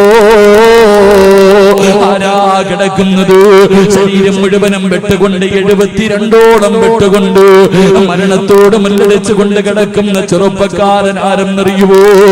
നാളെ വിവാഹ പന്തലിൽ കടന്നു പോകേണ്ടവരോ, നാളെ ഒരു പെണ്ണിന്റെ കൈ പിടിക്കേണ്ടവരോ, നാളെ ജീവിതത്തിന്റെ തുടക്കം കുറിക്കേണ്ട സഅദ് റളിയല്ലാഹു തആല അൻഹു യുദ്ധത്തിന്റെ രണാകടത്തിൽ ഇങ്ങനെ കിടക്കുമ്പോ ആരോ ഓടി വന്നിട്ട് പറഞ്ഞു, യാ റസൂലല്ലാഹ്, അല്ലാഹുവിന്റെ നബിയേ, സഅദ് റളിയല്ലാഹു തആല അൻഹു ആ മുഖം മറച്ചിട്ട് പോയ ചെറുപ്പക്കാരൻ ആരെന്നറിയുമോ? അത് സഅദാ നബിയേ. അല്ലാഹുവിന്റെ പ്രവാചകൻ ഓടി വരികയാണ്. അല്ലാഹുവിന്റെ റസൂൽ കടന്നു വന്നു. സഅദ് റളിയല്ലാഹു തആല അൻഹുവിന്റെ തലയെടുത്തിട്ട് അല്ലാഹുവിന്റെ റസൂലിന്റെ മടിയിലേക്ക് വെക്കുകയാണ്. പ്രവാചകന്റെ മടിയിലേക്ക് വെച്ചു. അല്ലാഹുവിന്റെ റസൂൽ ചോദിച്ചു, സഅദ്, നാളെ നിന്റെ കല്യാണമായിരുന്നല്ലോ സഅദ്, എത്ര കൊല്ലത്തെ അഭിലാഷമായിരുന്നു സഅദ്, ഒരു സുന്ദരിയായ പെണ്ണ് നിന്നെ കാത്തിരുന്നപ്പോ നീ എന്തിനാ യുദ്ധക്കളത്തിലേക്ക് വന്നത്? നിന്നെ ഞാൻ പുതുവസ്ത്രം വാങ്ങാൻ പറഞ്ഞു വിട്ടതല്ലേ? ആ സമയത്ത് സഅദ് റളിയല്ലാഹു തആല അൻഹു എന്തിനാണ് മുഖം മറച്ചതെന്നറിയുമോ? യുദ്ധക്കളത്തിലേക്ക് കടന്നു വന്നാൽ അല്ലാഹുവിന്റെ റസൂൽ തിരിച്ചു പറഞ്ഞു വിടുമെന്ന് സഅദ് അറിയാ. കാരണം നാളെ വിവാഹമാണല്ലോ. അല്ലാഹുവിന്റെ റസൂൽ തിരിച്ചറിയാതിരിക്കാൻ ഞാൻ മുഖം മറച്ചതാ നബിയേ. അല്ലാഹുവിന്റെ റസൂൽ എന്തിനാണെന്ന് ചോദിക്കുമ്പോ സഅദ് എന്ന ചെറുപ്പക്കാരൻ പറഞ്ഞ മറുപടി എന്തെന്നറിയുവോ? പൊന്നുമോനെ, ഈ നശ്വരമായ ദുനിയാവല്ലല്ലോ, ഇനി ഒരു വലിയ ജീവിതമുണ്ടല്ലോ. നാളെ പടച്ചറപ്പിന്റെ പരലോകത്തേക്ക് കടന്നു ചൊല്ലുമ്പോ അല്ലാഹു ആദ്യം ചോദിക്കുന്ന ചോദ്യം, നിനക്ക് ഞാൻ തന്ന ആയുസ് നീ എന്തിന് ചിലവഴിച്ചടാ? എല്ലാരും അല്ലാഹുവേ എന്റെ കുടുംബം കൊടുത്തു, എന്റെ സമ്പത്ത് കൊടുത്തു, എന്റെ ഭാര്യയെ കൊടുത്തു, എന്റെ മക്കളെ കൊടുത്തു, എല്ലാം കൊടുത്തു എന്ന് പറഞ്ഞിട്ട് അവര് മുഴുവനും സ്വർഗത്തിലേക്ക് കടന്നു പോകുമ്പോ പറയാറ് എന്റെ കയ്യിലൊന്നുമില്ലല്ലോ നബിയേ. എനിക്ക് പറയാമല്ലോ, എന്റെ വിവാഹത്തിന്റെ തലേ ദിവസം പടച്ചറപ്പിന്റെ ദീനിന് വേണ്ടി എനിക്ക് പോരാടിയിട്ട് ശഹീദാകാ കഴിഞ്ഞല്ലോ.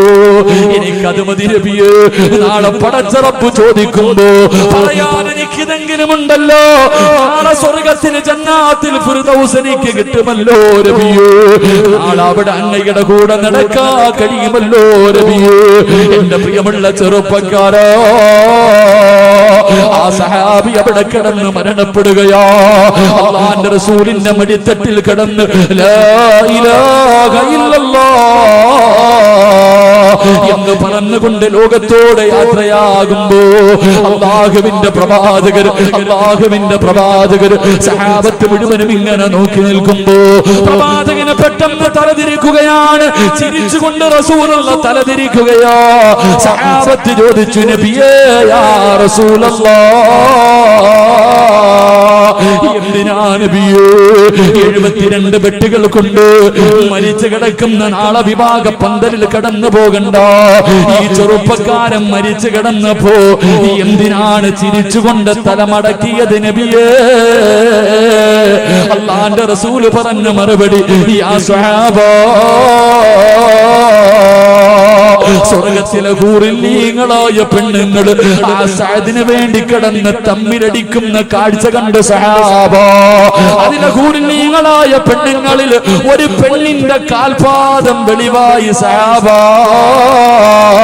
അത് കണ്ടപ്പോ കാണാതിരിക്കാനാണ് ഞാൻ തലതിരിച്ചതെന്ന് ലോകത്തിന്റെ നേതാവ് പറയുമ്പോ അതിരാത്രി ഒരുമിച്ച് കൂടിയ ചെറുപ്പക്കാരാ, അല്ലാഹു സിറാജിനോട് ചോദിക്കും, അല്ലാഹു നിങ്ങളോട് ചോദിക്കും, ഞാൻ തന്ന ആയുസ് എന്തിനു വേണ്ടി ചിലവഴിച്ചടാ എന്ന് പറയും. പൊന്നുമോനെ, മൊബൈലിൽ ചിലവഴിച്ചെന്നോ, വാട്സപ്പില് ചിലവഴിച്ചെന്നോ, ഫേസ്ബുക്കില് ചിലവഴിച്ചെന്നോ, അതോ റോഡിന്റെ സൈഡില് ചിലവഴിച്ചെന്നോ, അതോ സ്കൂളിന്റെ ഫ്രണ്ടില് ചിലവഴിച്ചെന്നോ, അല്ലെങ്കിൽ ജീവികളുടെ മുന്നിൽ ജീവിതം തുലച്ചു എന്ന് പറയാ കഴിയുമോ ചെറുപ്പക്കാരാ? അതുകൊണ്ട് അല്ലാഹു തന്ന ആയുസ് അല്ലാഹു കൊടുക്കുമോ? അല്ലാതെ നിനക്ക് സ്വർഗം കിട്ടൂല, അല്ലാതെ നിനക്ക് സ്വർഗം കിട്ടൂല.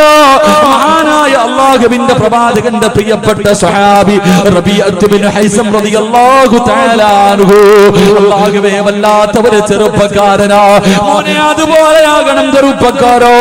വീടിന്റെ മുന്നിലെ കബർ കുടിച്ചിട്ടടോ. റബീഅത്ത് ബിൻ ഹൈസം എന്ന് പറയുന്ന ഒരു ചെറുപ്പക്കാരനുണ്ടായിരുന്നു. വീടിന്റെ മുന്നിലെ കബർ കുടിച്ചിടും. പടച്ചവനെ, രാവിലെ ഉറക്കത്തിൽ നിന്ന് എഴുന്നേറ്റാൽ കബറിനകത്തിറങ്ങി കിടക്കാറാ. കബറിനകത്തൊരൽപ്പം സമയം കിടക്കാറുണ്ട്. എന്നിട്ട് ഇറങ്ങി വെളിയിലേക്ക് പോകും. അവസാനം പാതിരാത്രി വീട്ടിലേക്ക് കടന്നു വന്നു. അല്ലാഹുവേ, തന്റെ ബെഡ്റൂമിൽ കയറി കിടക്കുന്നതിന് മുമ്പ് ആ ചെറുപ്പക്കാരൻ വന്നിട്ട് കബറിനകത്തിറങ്ങി കിടക്കുകയാ. അല്ലാഹുവേ, അവിടുന്ന് ചോദിച്ചു, എന്തിനാണ് റബിയ കബറിനകത്ത് കിടക്കുന്നത്? എന്തിനു വേണ്ടിയാ? 6 മണ്ണിനകത്തേക്ക് പോയി കിടക്കേണ്ടവനല്ലേ? ഒന്ന് ശീലിക്കുകയാണ്. എനിക്കൊന്ന് ശീലിക്കണമല്ലോ. 6 മണ്ണിലേക്ക് പോകുമ്പോ എന്റെ ബാപ്പ വരില്ലല്ലോ, എന്റെ ഉമ്മ വരില്ലല്ലോ, എന്റെ കൂടപ്പിറപ്പ് വരില്ലല്ലോ, എന്റെ കൂട്ടുകാര് വരില്ലല്ലോ, എന്റെ ഭാര്യസന്താനങ്ങൾ വരില്ലല്ലോ, ഞാൻ സ്നേഹിക്കുന്ന ഒരാളും എന്റെ കൂടെ പള്ളിക്കാട്ടിലേക്ക് വരില്ലല്ലോ. ഞാൻ ഒറ്റയ്ക്ക് കിടക്കേണ്ട വീടാണല്ലോ.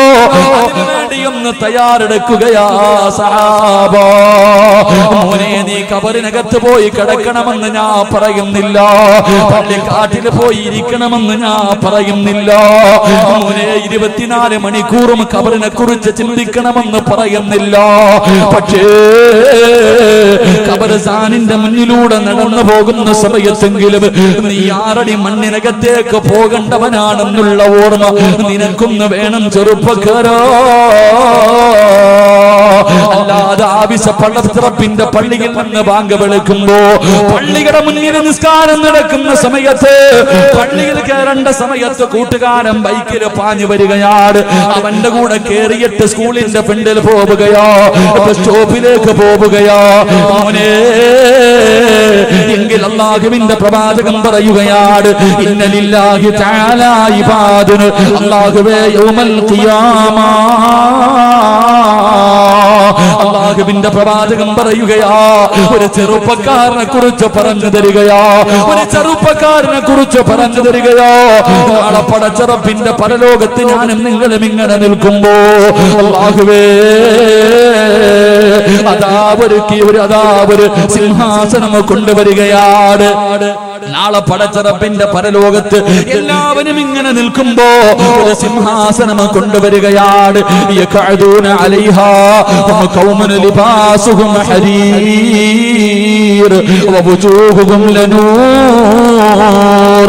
നാളെ എല്ലാവരും അല്ലാഹുവിന്റെ പരലോകത്ത് നിൽക്കുമ്പോ പടച്ചവനെ ഒരു സ്വർണ്ണത്തിന്റെ സിംഹാസനം കൊണ്ടുവരികയാണ്. എന്നിട്ട് സ്വർഗത്തിലെ വസ്ത്രം ധരിപ്പിക്കുകയോ, അവന്റെ തലയിൽ കിരീടം ധരിപ്പിക്കുകയോ, എന്നിട്ടൊരു ചെറുപ്പക്കാരനെ കൊണ്ടുവന്ന് അതിനകത്തേക്ക് ഇരുത്തുകയാണ്. അല്ലാഹുവിന്റെ പ്രവാചകൻ ഇങ്ങനെ പറഞ്ഞു കൊടുക്കുമ്പോ സഹാബത്ത് ചോദിച്ചു, കുഞ്ഞായ റസൂലല്ലാഹ്, ആരെയാ നബിയേ? നാളെ പടച്ചറപ്പിന്റെ പരലോകത്ത് കോടാനുകോടി ജനങ്ങളുടെ മുന്നിൽ നിന്ന് ഒരുങ്ങുന്ന ദിവസമുണ്ടല്ലോ. ഒന്നുകിൽ നരകം, ഒന്നുകിൽ സ്വർഗം. അല്ലാഹുവേ ഇവിടെ നിൽക്കാൻ വയ്യ പടച്ചവരെ, നരകത്തിലാണെങ്കിലും കുഴപ്പമില്ല അല്ലാഹ്, ഒന്ന് കടത്തി വിടുമോ എന്ന് ചോദിക്കുന്ന പരലോകമുണ്ടല്ലോ. ആ പരലോകത്ത് സ്വർണ്ണത്തിന്റെ സിംഹാസനത്തിൽ ഒരു ചെറുപ്പക്കാരനെ ഇരുത്തുമെന്ന് പ്രവാചകൻ പറയുമ്പോ സഹാബത്ത് ചോദിക്കുന്നു, നബിയേ അതിനകത്ത് പ്രവാചകന്മാരാണോ സുഹദാക്കളാണോ? അല്ലാഹുവിന്റെ പ്രവാചകൻ പറഞ്ഞു, പ്രവാചകന്മാരും സുഹദാക്കളുമല്ല. ഈ സിംഹാസനം കാണുമ്പോ അവര് പോലും ആഗ്രഹിക്കുമല്ലോ, എനിക്കതൊന്ന് കിട്ടിയിരുന്നെങ്കില്. പ്രവാചകന്മാരും സുഹദാക്കള് പോലും ആ സിംഹാസനത്തിൽ ഇരിക്കാൻ കൊതിക്കും. അവരല്ല ഇരിക്കുന്നത്, അവിടെ മനുഷ്യരെ കൊണ്ടിരുത്തുകയാണ്. ഈ പാതിരാത്രി ഒരുമിച്ച് കൂടിയ പല ചെറുപ്പക്കാരും നാളെ സ്വർണത്തിന്റെ സ്വർഗത്തിലെ കിരീടം ധരിച്ചുകൊണ്ട് അവര് സ്വർണത്തിന്റെ സിംഹാസനത്തിൽ ഇരിക്കുമെന്ന് പ്രവാചകൻ പഠിപ്പിക്കുമ്പോ മഹാനായ സയ്യിദുനാ അബൂ ഹുറൈറ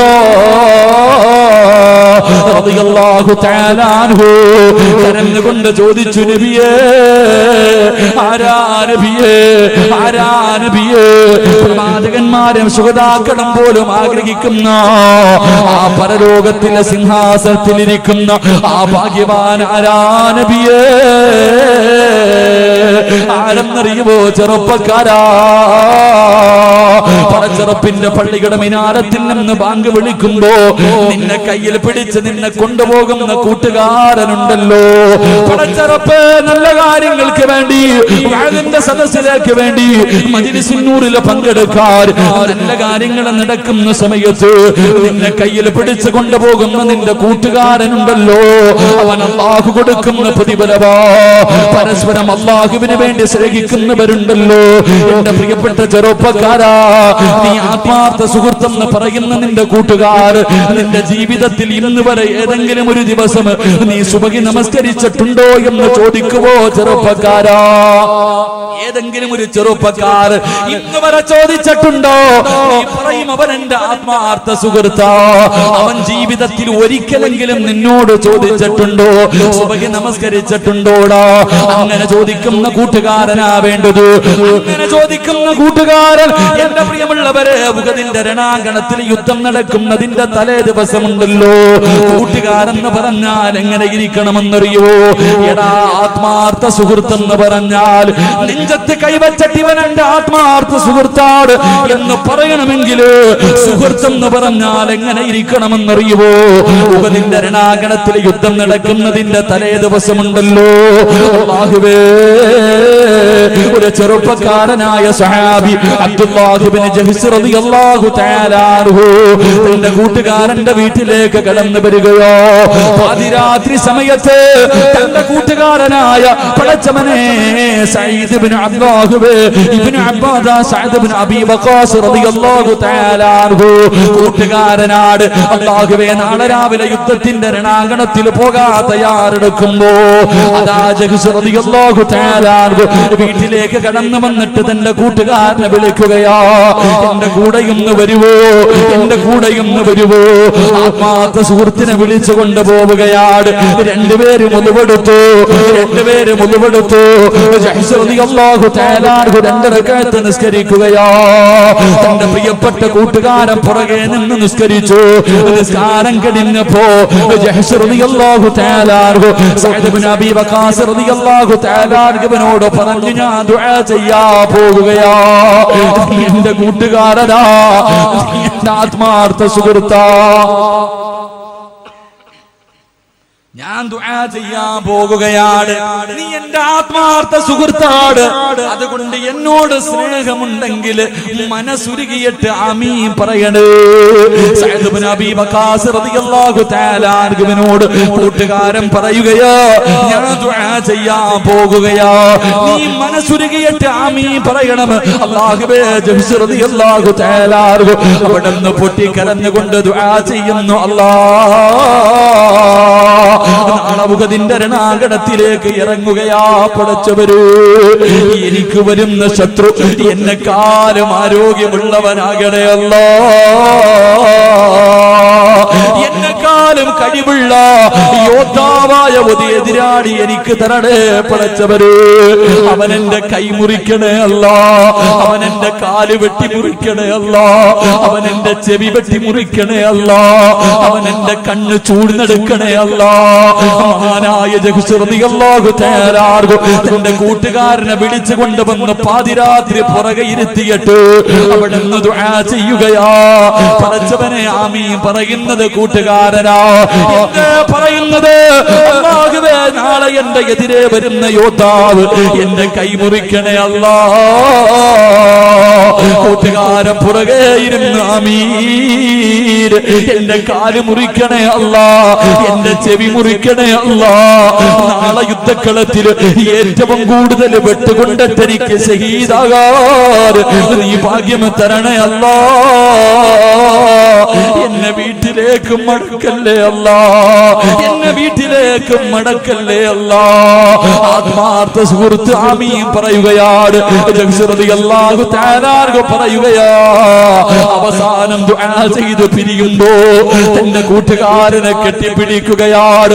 തന്റെ കൂട്ടുകാരനെ കെട്ടിപ്പിടിച്ചിട്ട് അബ്ദുറഹ്മാൻ ഇബ്നു അബ്ദ് പറഞ്ഞു കൊടുക്കുകയോ, അബീ വഖാസ് റളിയല്ലാഹു തആല അൻഹുവിനോട് പറഞ്ഞു, നാളെ പടച്ചറപ്പിന്റെ മുന്നിൽ സാക്ഷിയാ, നാളെ പടച്ചറപ്പിന്റെ മുന്നിൽ നീ എനിക്ക് സാക്ഷി നിൽക്കണം കൂട്ടുകാരാ. എന്റെ പ്രിയമുള്ളവരെ, ഉഹദിന്റെ രണാങ്കണത്തിൽ യുദ്ധം കഴിഞ്ഞു. മഹാനായ സഅദ് ഇബ്നു അബീ വഖാസ് റളിയല്ലാഹു തആല അൻഹു തന്റെ കൂട്ടുകാരനെ തെരഞ്ഞു നടക്കുകയാ, തന്റെ കൂട്ടുകാരനെ തെരഞ്ഞു നടക്കുകയാ. പടച്ചവരെ, ചെന്ന് നോക്കുമ്പോ കാല് മുറിച്ചിട്ടുണ്ട്, കൈ മുറിച്ചിട്ടുണ്ട്. പടച്ചവരെ, ശരീരം മുഴുവനും വെട്ടി മുറിച്ചിട്ടുണ്ട്, ചെവിയാണെങ്കിൽ മുറിച്ച് മാറ്റിയിട്ടുണ്ട്. അല്ലാഹുവേ, മരണത്തോട് മല്ലടിച്ച് കൊണ്ട് കിടക്കുമ്പോ തന്റെ ആത്മാർത്ഥ സുഹൃത്തിന്റെ അടുക്കൽ നാളെ പടച്ചറപ്പിന്റെ മുന്നിൽ വെച്ച് നീ എനിക്ക് സാക്ഷി നിൽക്കണേ കൂട്ടുകാരാ എന്ന് പറഞ്ഞിട്ട് ഉഹദിന്റെ രണാങ്കണത്തിൽ കിടന്ന് ഷഹീദായെന്ന് ചരിത്രം നമുക്ക് പഠിപ്പിച്ചു തരുമ്പോൾ ഇതുപോലെ ഒരു കൂട്ടുകാരൻ നമുക്കുണ്ടോ? അതുകൊണ്ട് പൊന്നുമോനെ, അല്ലാഹുവിന്റെ സ്വർഗ്ഗം വെറുതെ കിട്ടില്ല. പടച്ചറപ്പിന്റെ സ്വർഗ്ഗം നിനക്ക് വെറുതെ കിട്ടില്ല. വമിനന്നാസി മയ്യസിരി നഫ്സഹു ബുത്തിഗാ മർദാത്തില്ലാഹ് വല്ലാഹു റഊഫുൻ ബിൽ ഇബാദ്. പടച്ചറപ്പ് തന്ന് നിന്റെ ജീവിതം അല്ലാഹുവിന് കൊടുക്കുമോര്. അല്ലാഹുവിന് ഇഷ്ടമല്ലാത്തതൊന്നും ചെയ്യല്ലേ, പടച്ചറപ്പിന് ഇഷ്ടമില്ലാത്തതൊന്നും ചെയ്യല്ലേ. പടച്ചറപ്പിനെ പേടിച്ച് ജീവിക്ക് ചെറുപ്പക്കാരാ. നിനക്ക് നാളെ പ്രവാചകന്മാരുടെ കൂടെ ജന്നാത്തുൽ ഫിർദൗസ് എന്ന സ്വർഗ്ഗത്തിൽ കടന്നു നിനക്ക് സുഖിക്കാൻ കഴിയുമെന്ന് ആദരവായ പ്രവാചകൻ നബി മുഹമ്മദ് മുസ്തഫ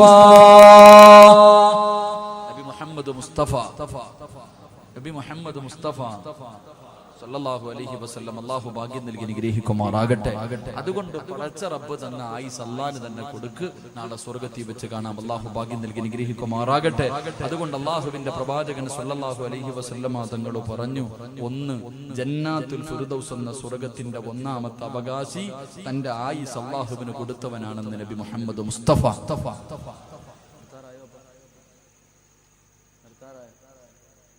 നിങ്ങൾക്ക് ബോറടിച്ചു തുടങ്ങിയ അടിക്കണേ പറയണം കേട്ടാ. നിങ്ങൾക്ക് ബോറടിച്ച് എനിക്കിനി വയനാട് വരെ പോകാനുള്ളതാ. ഇതൊന്ന് തീർത്തിട്ട് വേണം പോകാൻ. അള്ളാഹു നമുക്ക് നല്ല മരണം നൽകി അനുഗ്രഹിക്കുമാറാകട്ടെ. ജന്നാത്തുൽ ഫിർദൗസ് എന്ന് പറയുന്ന സ്വർഗ്ഗത്തിന്റെ രണ്ടാമത്തെ അവകാശി, ജന്നാത്തുൽ ഫിർദൗസ് എന്ന് പറയുന്ന സ്വർഗ്ഗത്തിന്റെ രണ്ടാമത്തെ അവകാശി എന്റെ പ്രിയമുള്ള സഹോദരങ്ങളെ, അള്ളാഹുവിന്റെ പ്രവാചകൻ സല്ലല്ലാഹു അലൈഹി വസല്ലമ തങ്ങളുടെ സുന്നത്ത് ജീവിതത്തിൽ ഹയാത്താക്കും. അത് പ്രചരിപ്പിക്കുന്നവന് കിട്ടുന്ന പ്രതിഫലം ജന്നാത്തുൽ ഫിർദൗസ് എന്ന സ്വർഗ്ഗമാണെന്ന് നബി മുഹമ്മദ് മുസ്തഫ. രണ്ട്, സ്വർഗത്തിലേക്ക് പോകാനുള്ള രണ്ടാമത്തെ എളുപ്പവഴി പ്രവാചകന്റെ സുന്നത്ത് മുറുകെ പിടിക്കണം. അത് നീ പ്രചരിപ്പിക്കണമെന്ന് നബി മുഹമ്മദ് മുസ്തഫ സല്ലല്ലാഹു അലൈഹി വസല്ലമ തങ്ങൾ പറയുമ്പോൾ നമുക്കെന്ത് സുന്നത്ത ജീവിതത്തിലുള്ളത്? നമ്മൾ ഓരോരുത്തരും ചിന്തിക്ക്, പ്രവാചകന്റെ ഏതെങ്കിലും ഒരു സുന്നത്ത് എന്റെയോ നിങ്ങളുടെയോ ജീവിതത്തിലുണ്ടോ? നമ്മൾ ഏതെങ്കിലും ഒരു സുന്നത്ത് അനുസരിക്കുന്നവരാണ്. എന്റെ പ്രിയമുള്ള സഹോദരങ്ങളെ, 3 കാര്യങ്ങൾ ആരെങ്കിലും ഉപേക്ഷിച്ചാൽ, 3 കാര്യങ്ങളിൽ ആരെങ്കിലും സൂക്ഷ്മത കാണിച്ചില്ലെങ്കിൽ അള്ളാഹുവിന്റെ മലക്കുകളും ലോകത്തുള്ള സർവ്വവരും ആ മനുഷ്യനെ ശപിക്കുമെന്ന് നബി മുഹമ്മദ് മുസ്തഫ. നിസാരമായി നമ്മൾ തെള്ളിക്കളയുന്ന 3 കാര്യം സുന്നത്തിന് വല്ലാത്ത വിലയാണ്.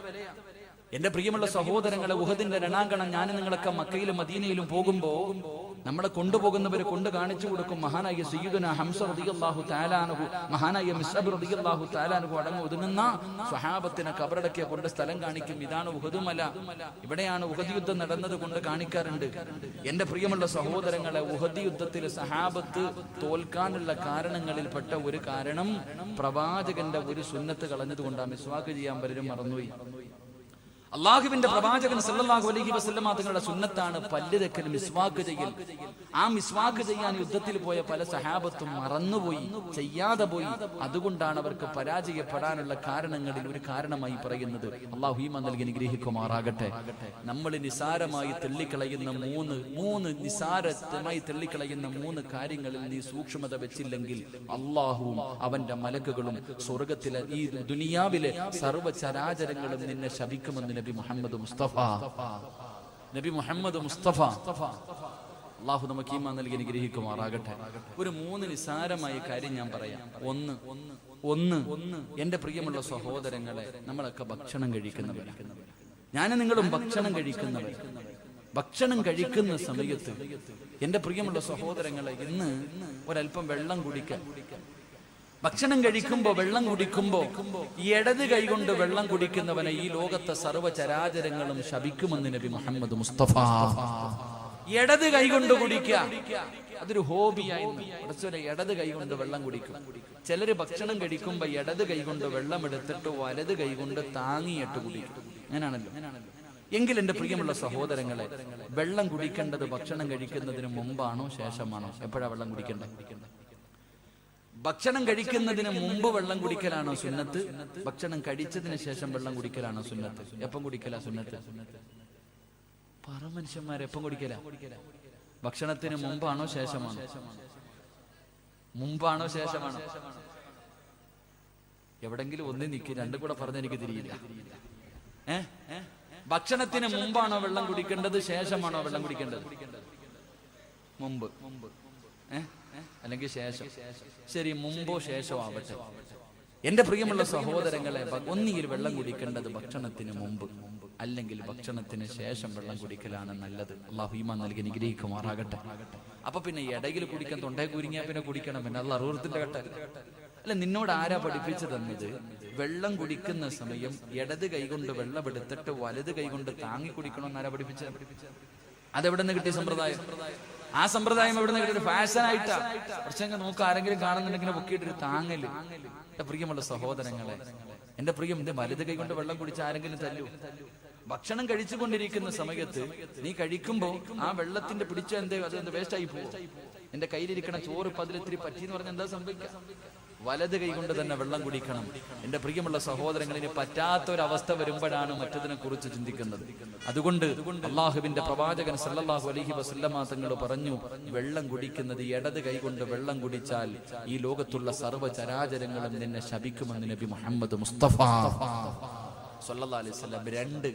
രണ്ട് എന്റെ പ്രിയമുള്ള സഹോദരങ്ങളെ, നമുക്കൊരു ഹോബിയുണ്ട്. എന്തേ ഹോബി? പടച്ചവനെ, വെള്ളം കുടിക്കുമ്പോഴും ഭക്ഷണം കഴിക്കുമ്പോഴും ഒരിത്തിരി, ഇപ്പൊ വെള്ളം കുടിക്കുമ്പോൾ ഒരല്പം ബാക്കി വെക്കുക. മൊത്തം കുടിച്ച ആർത്തിയാന്ന് വിചാരിക്കും. എല്ലാവരും ഒരല്പം ബർക്കത്തിന് വേണ്ടി വെക്കുന്നത് പോലെ ഭക്ഷണം കിട്ടിക്കഴിഞ്ഞാൽ, വെള്ളം കിട്ടിക്കഴിഞ്ഞാൽ ഒരല്പം അവിടെ മാറ്റി വെക്കുന്ന ഒരു സ്വഭാവം. കടയിൽ പോയി ചായ മേടിച്ചു, അവസാനം ഒരിത്തിരി ബാക്കി വെച്ചിട്ടേ പോകത്തുള്ളൂ. തിന്നാൻ പിടിച്ചിരുത്തി ഭക്ഷണം കഴിച്ചു, ഒരു ഇൽപ്പം അവിടെ വെച്ചിട്ട് പോകും. എന്റെ പ്രിയമുള്ള സഹോദരങ്ങളെ, വല്ലാത്തതാ. എന്റെ പ്രിയമുള്ള സഹോദരങ്ങളെ, അള്ളാഹുവിന്റെ പ്രവാചകൻ സല്ലല്ലാഹു അലൈഹി വസല്ലമ തങ്ങൾ പറഞ്ഞു, കഴിക്കാൻ ഭക്ഷണം വാങ്ങിയിട്ട് അതിൽ ബാക്കി വെച്ചിട്ട് പോയാൽ അള്ളാഹുവേ ഈ ലോകത്തുള്ള സർവ്വതും നിന്നെ ശപിക്കുമെന്ന് നബി മുഹമ്മദ് മുസ്തഫ. നബി മുഹമ്മദ് മുസ്തഫ. അപ്പൊ അതുകൊണ്ടല്ലേ ഇപ്പൊ ചിലപ്പം ഒരുപാട്, ഇപ്പൊ ഞാൻ അങ്ങനെ പറയാറുണ്ട്, എല്ലാവരും നിങ്ങളുടെ വീട്ടിൽ വിരുന്നുകാർ വന്നാൽ നിങ്ങൾ ഭക്ഷണം വിളമ്പി കൊടുക്കരുത്.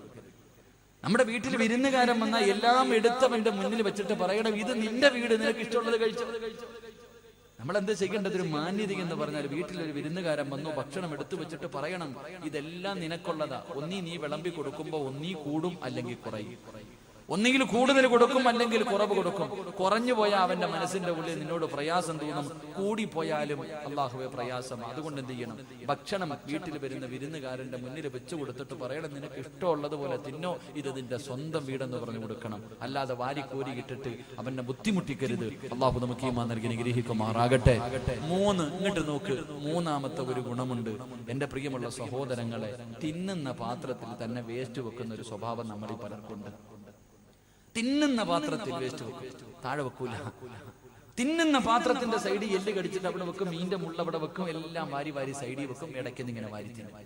എന്റെ പ്രിയമുള്ളവരെ, നിനക്ക് ശാപം കിട്ടുമെന്ന് നബി മുഹമ്മദ് മുസ്തഫ. ഇപ്പൊ ഡൈനിങ് ടേബിളിന്റെ മുകളിൽ ഇത്തിരി വാരിയിട്ടെന്ന് പറഞ്ഞിട്ട് കുഴപ്പമൊന്നുമില്ല, എന്തായാലും നിന്റെ ഭാര്യ തുടയ്ക്കും. നമ്മൾ ഭക്ഷണം കഴിക്കുന്ന സ്ഥലം നമ്മുടെ ഭാര്യ വേസ്റ്റ് ബോക്സ് ഇല്ലെങ്കിൽ നീ ഇടണം. എന്റെ പ്രിയമുള്ള സഹോദരങ്ങളെ, തിന്നുന്ന പാത്രത്തിൽ തന്നെ നിന്റെ വേസ്റ്റ് വെക്കല്ലേ, നിന്റെ വേസ്റ്റ് വെക്കല്ലേ. അല്ലാഹുവേ, നിനക്ക് ശാപം കിട്ടുമെന്ന് നബി മുഹമ്മദ് മുസ്തഫ സല്ലല്ലാഹു അലൈഹി വസല്ലം. പിന്നെ പലരും കയ്യിൽ വെച്ചല്ല തിന്നണ. കല്യാണ വീട്ടിൽ പോയിട്ട് വെട്ടി നിന്ന് തിന്നുന്നവനോട് ഇത് വല്ലതും പറഞ്ഞിട്ട് കാര്യമുണ്ടോ? കല്യാണ വീട്ടിൽ പോയി സ്വന്തമായിട്ട് വിളമ്പ് കൈ വെച്ചിട്ട്, ആഹാരം ശരീരത്ത് വെച്ചിട്ട് കഴിക്കല്ലേ, നിനക്ക് അല്ലാഹു ദാരിദ്ര്യം തരുമെന്ന് നബി മുഹമ്മദ് മുസ്തഫ. ഭക്ഷണം ശരീരത്ത് വെച്ചിട്ട് കൈ വെച്ചിട്ട് തിന്നരുത്, മടി വെച്ചിട്ട് തിന്നരുത്. ഒന്നീ തറയിൽ വെച്ചിട്ട് അല്ലെങ്കിൽ ഡെസ്കിന്റെ മുകളിൽ വെച്ചിട്ട് ശരീരത്ത് വെച്ചിട്ട് ഭക്ഷണം വാരി തിന്നരുത്. അള്ളാഹു നിനക്ക് ദാരിദ്ര്യം തരുമെന്ന് നബി മുഹമ്മദ് മുസ്തഫ സല്ലല്ലാഹു അലൈഹി വസല്ലമ തങ്ങൾ പറഞ്ഞു തരുമ്പോൾ, എന്റെ പ്രിയമുള്ളവരെ, ഞാൻ പറഞ്ഞ ഈ 3 സുന്നത്തുകൾ നിനക്കും ഹയാത്താക്കാൻ കഴിയുമോ? ഈ പറയുന്ന 3 സുന്നത്തുകൾ ഇത് നിസാരമായി തള്ളിക്കളയുന്നവരാണല്ലോ. ഇതെങ്കിലും നിന്റെ ജീവിതത്തിലൊന്ന് സൂക്ഷിക്കാൻ കഴിയുമോ? അല്ലാഹു നിനക്ക് തരുന്ന പ്രതിഫലം എന്തെന്നറിയുമോ? അല്ലാഹുവിന്റെ പ്രവാചകൻ പറയുകയാ, മൻ ഹാഫദ അലാ സുന്നതി അക്റമഹുല്ലാഹു ബി അർബഅതി ഹിസാബ്. ഏതെങ്കിലും ഒരു മനുഷ്യന് അല്ലാഹുവിന്റെ പ്രവാചകന്റെ ഒരു സുന്നത്തെങ്ങാനും ജീവിതത്തിൽ ഹയാത്താക്കിയ അല്ലാഹു അവന് 4 പ്രതിഫലം കൊടുക്കും. ഈ ദുനിയാവിൽ വെച്ച് തന്നെ അല്ലാഹു നിനക്ക് 4 പ്രതിഫലം തരും. അല്ലാഹുവിന്റെ പ്രവാചകൻ പറയുകയാ, പ്രവാചകന്റെ ഒരു സുന്നത്തെങ്ങാനും ജീവിതത്തിൽ ഹയാത്താക്കിയ ഉസ്താദേ, ഞാൻ തലയിൽ തൊപ്പി ധരിക്കും ഉസ്താദ്, ഞാൻ താടി വളർത്തും ഉസ്താദ് എന്ന് പടച്ചവര്, സുന്നത്തായ രീതിയിൽ ഞാൻ മുടിവെട്ടും ഉസ്താദ് എന്ന് പറയാ കഴിയുമോ ചെറുപ്പക്കാരാ? എന്ന് തീരുമാനമെടുക്കാൻ കഴിയുമോ ചെറുപ്പക്കാരാ? അല്ലാഹുവിന്റെ പ്രവാചകൻ പറയുകയാ, നിനക്ക് ഈ ദുനിയാവിൽ വെച്ച് തന്നെ പ്രതിഫലം കിട്ടും. ഈ ദുനിയാവിൽ വെച്ച് 4 പ്രതിഫലം. ഒന്നാമത്തെ പ്രതിഫലം എന്തെന്നറിയുമോ? അൽ മഹബ്ബത്തു ഫീ ഖുലൂബിൽ ബററാ.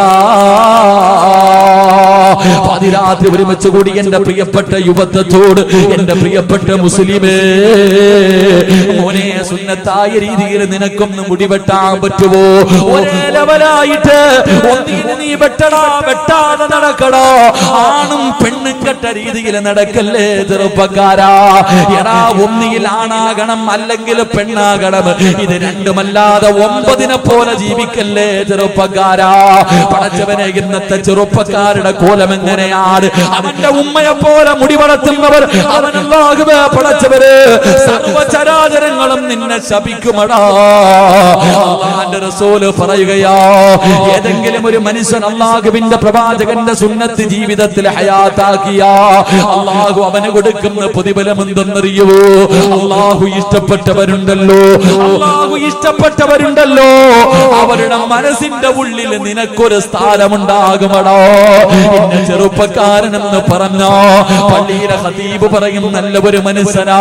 ഇവിടത്തെ ഹാജിയാക്കന്മാരോട്, ഇവിടത്തെ കാരണവന്മാരോട് അല്ലാഹുവേ ഒരു ചെറുപ്പക്കാരനെ കുറിച്ച് ചോദിച്ചാ അവര് പറയും അവനൊരു നല്ല ചെറുപ്പക്കാരനാ.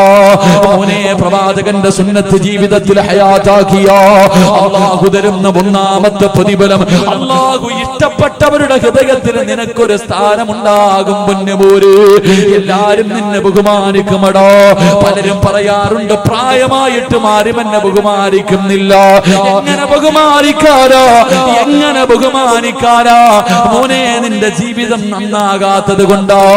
അതുകൊണ്ട് അല്ലാഹുവിന്റെ പ്രവാചകൻ പറയുകയാണ്, ആരെങ്കിലും എന്റെ ഒരു സുന്നത്ത് തന്റെ ജീവിതത്തിൽ ഹയാത്താക്കിയ അല്ലാഹു അവന് കൊടുക്കുന്ന പ്രതിഫലം, ഈ നാട്ടിലെ നല്ലവരുടെ മനസ്സിന്റെ ഉള്ളിൽ എന്നും അവൻ അല്ലാഹു ഒരു സ്ഥാനം കൊടുക്കുമെന്ന് നബി മുഹമ്മദ് മുസ്തഫ സല്ലല്ലാഹു അലൈഹി വസല്ലമ തങ്ങൾ പറയുകയാണ്. 2, അൽ ഹൈബത്തു ഫീ ഖുലൂബിൽ ഫജറാ. എന്റെ പ്രിയമുള്ളവരെ, പ്രവാചകന്റെ സുന്നത്ത് ജീവിതത്തിൽ ഹയാത്താക്കുന്ന ഒരു മനുഷ്യൻ അല്ലാഹു കൊടുക്കുന്ന 2ാമത്തെ പ്രതിഫലം എന്തെന്നറിയുവോ? എല്ലാ ലോകത്ത് നീ ഒരുത്തനെയും ഭയക്കണ്ടോ. ഈ പ്രപഞ്ചത്തിൽ അല്ലാഹുവല്ലാതെ ഒരു മഖ്ലൂഖിനെയും നീ ഭയക്കണ്ട. മോനെ, നിന്നെ എല്ലാവർക്കും പേടിയാടാ. നിന്റെ ശത്രുവിന് അല്ലാഹു നിന്നെ കുറിച്ച് പേടി കൊടുക്കുമെന്ന് നബി മുഹമ്മദ് മുസ്തഫ സല്ലല്ലാഹു അലൈഹി വസല്ലം. അല്ലാഹുവിന്റെ റസൂലിന്റെ സുന്നത്ത് ഹയാത്താക്കുന്നവൻ അവന്റെ ശത്രുവിന്റെ ഹൃദയത്തിൽ അല്ലാഹു പേടി കൊടുക്കും. നിന്നെ കാണുന്നതേ പേടിയാടാ, നിന്നെ കാണുന്നതേ പേടിയാ ചെറുപ്പക്കാരാ. എന്റെ പ്രിയമുള്ളവരെ, രാജ്യമാര് ഭരിക്കട്ടെ, ആരെല്ലാം നമുക്കെതിരെ ഒറ്റക്കെട്ടാകട്ടെ, പ്രളയം പോലെ ശത്രുക്കൾ മുഴുവനും ഒറ്റക്കെട്ടായി വന്നാൽ പേടിയാടാ ചെറുപ്പക്കാരാ. താടി വളർത്തുന്നവനെ തീവ്രവാദി എന്ന് വിളിച്ചാൽ മനസ്സിന്റെ ഉള്ളില് തീവ്രവാദി എന്ന് വിളിക്കുമ്പോഴും അവന് പേടിയാ പോലും. അവന്റെ മുഖത്ത് നോക്കാനുള്ള ധൈര്യമില്ല ചെറുപ്പക്കാരാ. എന്റെ പ്രിയപ്പെട്ട പൊന്നുമോരെ, മഹാനായ ഇബ്നു ആമിർ റളിയല്ലാഹു തആല അൻഹു യൂറോപ്പിന്റെ ഭരണാധികാരികൾ വിരുന്നിന് വിളിച്ചു. രാജകൊട്ടാരത്തിന്റെ മധ്യഭാഗത്ത് പോയിരിക്കുകയാ. എടാ പടച്ചവര്, കാലം മാറുന്നതിനനുസരിച്ച് ഇസ്ലാം മാറൂല. ഇബ്നു ആമിർ എന്ന് പറയുന്ന ചുണക്കുട്ടിയുണ്ടല്ലോ, അല്ലാഹുവിന്റെ റസൂലിന്റെ സഹാബികളിൽപ്പെട്ട ചെറുപ്പക്കാരനാണ്. പടച്ചവനെ യൂറോപ്പിന്റെ ഭരണാധികാരി മുഴുവനും വിരുന്നിന് വിളിച്ചു. ചെന്നു ഭക്ഷണം കഴിക്കാതിരുന്നു. എല്ലാ ഭരണാധികാരികളും ഭക്ഷണം കഴിക്കാതിരുന്നു. ഇബ്നു ആമിർ റളിയല്ലാഹു തആല ബിസ്മി പറഞ്ഞിട്ട് ഭക്ഷണം കഴിക്കുകയാ. രാജാവിന്റെ കൊട്ടാരത്തിന്റെ അകത്ത് നേതാക്കന്മാരുടെ നടുക്കിരിക്കുമ്പോ ഭക്ഷണം കഴിച്ചു കൊണ്ടിരിക്കുമ്പോ ഒരൽപ്പം ഭക്ഷണം താഴെ വീഴുകയാണ്. ഒരൽപ്പം ഭക്ഷണം താഴെ വീഴുകയാ. ഇബ്നു ആമിർ റളിയല്ലാഹു തആല താഴെ വീണ ഭക്ഷണം ഇടത് കൈകൊണ്ട് വാരിയെടുത്തിട്ട് തന്റെ പാത്രത്തിനകത്തിട്ടിട്ട് പിന്നെയും ഇങ്ങനെ വാരി കഴിക്കുന്നത് കണ്ടപ്പോ നേതാക്കന്മാര് മുഴുവനും അറപ്പോടെ നോക്കുകയാണ്. എല്ലാവരും വെറുപ്പോടെ നോക്കുകയോ. ആ സമയത്ത് ആ രാജകൊട്ടാരത്തിന്റെ രാജാവുണ്ടല്ലോ, അവിടെന്ന് ചോദിച്ചു, ആമിറേ, എന്തിനാടാ എച്ചിരി വാരി തിന്നുന്നത്? എന്തിനാ നീ ദാരിദ്ര്യം കാണിക്കുന്നത്? പട്ടിണിയൊക്കെ നിന്റെ മുഹമ്മദിന്റെ നാട്ടിലല്ലേ? നിന്റെ നേതാവിന്റെ മക്കയിലും മദീനയിലുമല്ലേ പട്ടിണി കിടക്കുന്നത്? ഈ ഇരിക്കുന്നത് മുഴുവനും നിനക്ക് തിന്നുന്നതിന് വേണ്ടിയല്ലേ? എന്തിനാ ആമിറെ വേസ്റ്റ് വാരി തിന്നുന്നത്? ഇബ്നു ആമിർ എന്ന ചെറുപ്പക്കാർ ചാടി എഴുന്നേറ്റ് തന്റെ ഉറയിൽ നിന്ന് വാള് വലിച്ചൂരിയിട്ട് രാജാക്കന്മാരുടെ കൊട്ടാരത്തിന്റെ നടുക്കിരുന്നിട്ട് ഭരണാധികാരിയുടെ നെഞ്ചത്തേക്ക് നീട്ടിയിട്ട്, എടാ പമ്പര വിട്ടി, നിനക്കൊക്കെ വേണ്ടി, ഈ വിട്ടികളായ നിനക്കൊക്കെ വേണ്ടി എന്റെ റസൂലുള്ളാഹിന്റെ ഒരു സുന്നത്ത് കളയാ എന്നെ കൊണ്ട് കടിയില്ലടാ എന്ന് പറഞ്ഞെങ്കില് അതാണ് ചെറുപ്പക്കാരാ ചങ്കൂറ്റ്. അതാണടാ ആണത്തം. ഈ ആണത്തം എവിടെ നിന്ന് കിട്ടിയതെന്നറിയുമോ? അല്ലാഹുവിന്റെ റസൂലിന്റെ സുന്നത്ത് ഹയാത്താക്കിയാൽ അവന്റെ ശത്രുവിന്റെ ഹൃദയത്തിൽ അല്ലാഹു പേടി കൊടുക്കുമെന്ന് നബി മുഹമ്മദ് മുസ്തഫ. നബി മുഹമ്മദ് മുസ്തഫ സല്ലല്ലാഹു അലൈഹി വസല്ലം. അതുകൊണ്ട് എത്ര പേര് ഒരുമിച്ചാലും നീ പേടിക്കണ്ട. 3, ഈ ദുനിയാവിൽ വെച്ച് അല്ലാഹു തരുന്ന മൂന്നാമത്തെ പ്രതിഫലം, അല്ലാഹു നിന്റെ ഭക്ഷണത്തില്, പടച്ചവൻ നിന്റെ റിസ്കില് ബർക്കത്ത് ചെയ്യുമെന്ന് നബി മുഹമ്മദ് മുസ്തഫ.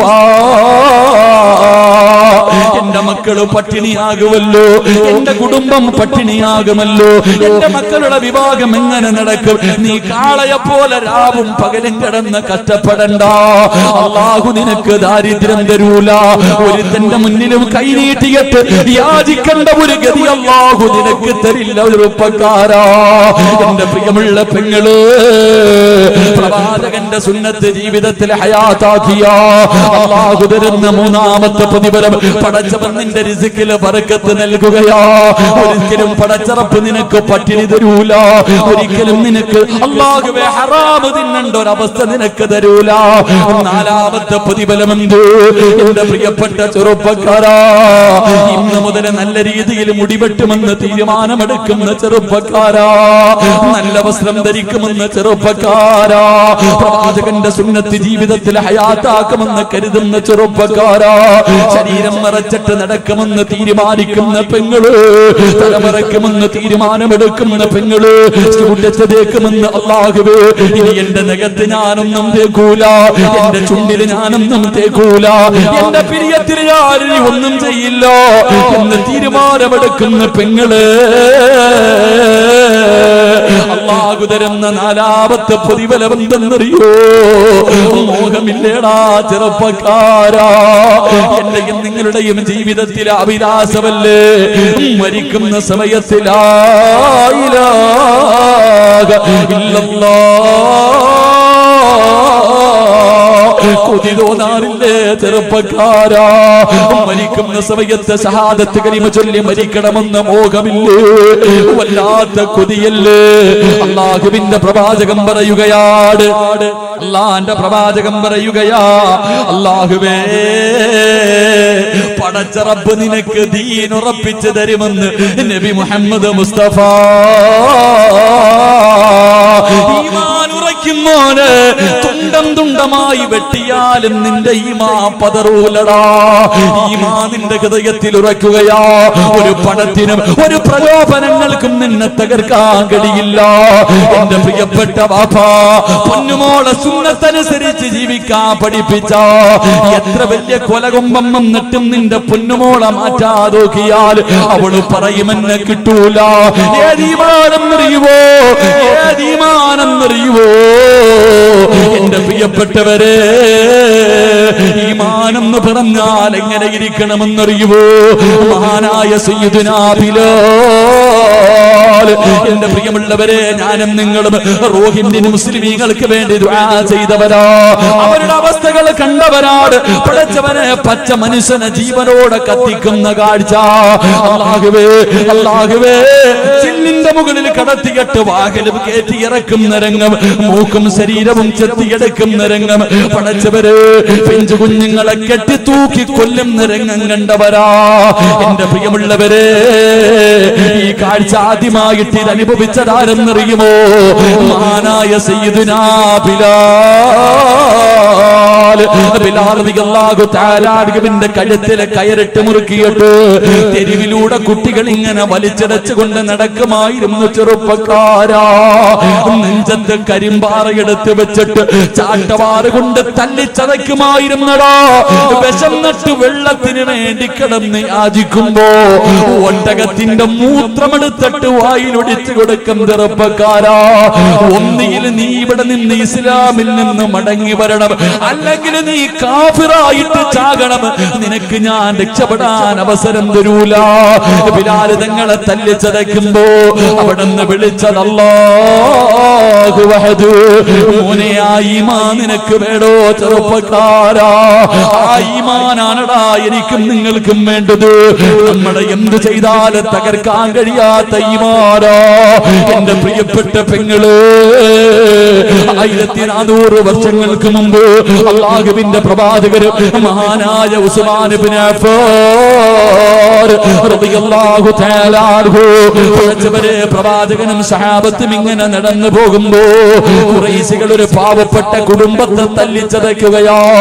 ശരീരത്തിലെ വസ്ത്രങ്ങൾ മുഴുവനും അടിച്ചു മാറ്റിയിട്ട് ഒരു ഭർത്താവിനെയും ഭാര്യയെയും അല്ലാഹുവേ പേപ്പട്ടിയെ തല്ലുന്നത് പോലെ തല്ലുകയാണ്. സുമയ്യാ ബീവി റളിയല്ലാഹു തആല അൻഹാ തന്റെ പ്രിയപ്പെട്ട ഭർത്താവ് രണ്ടുപേരെയും തല്ലിച്ചതയ്ക്കുന്ന രംഗമാ. അല്ലാഹുവിന്റെ റസൂൽ നോക്കുമ്പോ എന്തേ ചെയ്തതെന്നറിയുവോ? എന്തേ ചെയ്തതെന്നറിയുവോ? സുമയ്യാ ബീവി റളിയല്ലാഹു തആല അൻഹയുടെ പ്രിയപ്പെട്ട ഭർത്താവിന് കയ്യും കാലും കെട്ടിയിട്ട് പടച്ചവനെ കത്തിക്കൊണ്ടിരിക്കുന്ന തീക്കകത്തേക്ക് തലകീഴായി കെട്ടി നിർത്തിയിരിക്കുകയോ. ശരീരം മുഴുവനും കത്തിയിട്ട് പച്ചയിറച്ചി കരിയുന്നത് കണ്ടപ്പോ സുമയ്യാ ബീവി റളിയല്ലാഹു തആല അൻഹ ചാടി എഴുന്നേറ്റിട്ട് ഓടി വന്ന് ഭർത്താവിനെ വെളിയിലേക്ക് തള്ളിയിടുകയാ. ശരീരം മുഴുവനും നിന്ന് കത്തിക്കൊണ്ടിരിക്കുമ്പോ തന്റെ പ്രിയപ്പെട്ട ഭർത്താവിനെ മണ്ണിലേക്ക് തള്ളിയിട്ടു. അല്ലാഹുവേ, ശരീരം മുഴുവനും കത്തിക്കരിഞ്ഞ് എല്ലുകൾ വെളിയിൽ കാണുന്ന രീതിയില് അല്ലാഹുവേ സുമയ്യാ ബീവിയുടെ ഭർത്താവ് ഇങ്ങനെ ഇരിക്കുമ്പോ അല്ലാഹുവിന്റെ റസൂല് കടന്നു വന്നു. ശരീരത്തൊന്ന് തൊടാൻ പോലും കഴിയുന്നില്ല, മുഴുവനും കത്തിക്കരിഞ്ഞിരിക്കുകയാ. ആ സമയത്ത് ആ സഹാബി ചോദിച്ചു, യാ റസൂലല്ലാഹ്, ജീവിതകാലം മുഴുവനും ഇങ്ങനെയാണോ നബിയേ? അല്ലാഹുവിന്റെ റസൂല് പറഞ്ഞു, ഇല്ല ഇല്ല യാസിറേ, ഇല്ല യാസിറേ, നീയും നിന്റെ ഭാര്യയും നിന്റെ മകനും ജന്നാത്തുൽ ഫിർദൗസ് എന്ന സ്വർഗ്ഗത്തിലാ. സുമയ്യാ ബീവി റളിയല്ലാഹു തആല അൻഹ കേൾക്കേണ്ട താമസമുണ്ടല്ലോ, ഞങ്ങൾ കുടുംബസമേതം സ്വർഗ്ഗത്തിൽ പോകുമെന്ന് പ്രവാചകൻ പറഞ്ഞപ്പോ എഴുന്നേറ്റിരുന്നിട്ട് പറഞ്ഞു തന്റെ ഭർത്താവിനോട്, തോറ്റുകൊടുക്കല്ലേ, ഇവന്മാര് നമ്മളെ കൊന്നാലും നമ്മൾ തോറ്റുകൊടുക്കാൻ പാടില്ല. അല്ലാഹു വഹദ്, അല്ലാഹു വഹദ്. ശരീരം മുഴുവനും കത്തിക്കരിഞ്ഞും മരണത്തോട് മല്ലടിക്കുന്ന ഭർത്താവിനോട് ചാട്ടവാറുകൾ കൊണ്ട് കൊണ്ട് ശത്രുക്കളെ തല്ലുമ്പോഴും സുമയ്യ ബീവി പറഞ്ഞു തോറ്റുകൊടുക്കല്ലോ. പഠിച്ചവരെ തന്റെ പ്രിയപ്പെട്ട ഭർത്താവിന് ധൈര്യം കൊടുക്കുന്നത് കണ്ടപ്പോ അബൂജഹലുണ്ടല്ലോ ഒരു പഠിപ്പിച്ച കമ്പിയെടുത്തിട്ട് സുമയ്യ ബീവി റളിയല്ലാഹു തആല അൻഹയുടെ നട്ടെല്ലിന്റെ ഭാഗത്തുകൂടെ കുത്തിയിറക്കുകയാ. അടിവയറ് തുളച്ചിട്ട് കമ്പി വെളിയിലേക്ക് വന്നു. സുമയ്യ ബീവി മണ്ണിലേക്ക് മരുഭൂമിയിലേക്ക് വീഴുകയാ. മരണത്തോട് മല്ലടിക്കുമ്പോഴും സുമയ്യ വിളിച്ചു പറഞ്ഞു തോറ്റുകൊടുക്കല്ലേ, തോറ്റുകൊടുക്കല്ലേ. നമുക്ക് അല്ലാഹുവിന്റെ സ്വർഗമുണ്ട്, നമുക്ക് അല്ലാഹുവിന്റെ സ്വർഗമുണ്ട്. ശരീരം കുത്തുകൊണ്ട് മരണത്തോട് മല്ലടിക്കുമ്പോഴും സുമയ്യ ബീവി തന്റെ പ്രിയപ്പെട്ട ഭർത്താവിന് ധൈര്യം കൊടുക്കുന്നത് കണ്ടപ്പോ അബൂജഹലിനെ സഹിച്ചില്ല. മറിച്ച് കടത്തിയിട്ട് ആ കുത്തിയ കുന്തം വലിച്ചൂരിയിട്ട് സുമയ്യ ബീവിയുടെ ഗുഹ്യ ഭാഗത്തേക്ക് കുത്തിയിറക്കുകയാ. എന്നിട്ട് റബ്ബേ പച്ച ഇറച്ചി ഇങ്ങനെ വലിച്ചെടുക്കുമ്പോഴും സുമയ്യ ബീവി റളിയല്ലാഹു തആല അൻഹ തന്റെ പ്രിയപ്പെട്ട ഭർത്താവിനോട് പറഞ്ഞു തോറ്റുകൊടുക്കല്ലേ. അല്ലാഹുവാണ് വലിയവർ, അല്ലാഹുവാണ് വലിയവർ. അബൂജഹൽ കാലെടുത്തിട്ട് സുമയ്യ ബീവിയുടെ കഴുത്തിൽ ചവിട്ടിയിട്ട് മണ്ണിലേക്ക് ചവിട്ടി താറ്റി. അപ്പോഴും സുമയ്യ പറഞ്ഞത് അല്ലാഹു അഹദ്. എന്റെ പ്രിയപ്പെട്ട ചെറുപ്പക്കാരാ, മോനെ ഇതുപോലെ ഈമാൻ വേണോ? എന്താണ് ഇതിന്റെ കാരണമെന്നറിയുവോ? തുണ്ടം തുണ്ടമായി വെട്ടിമുറിച്ചപ്പോഴും അവര് തോറ്റുകൊടുക്കാത്തതിന്റെ കാരണമെന്താ?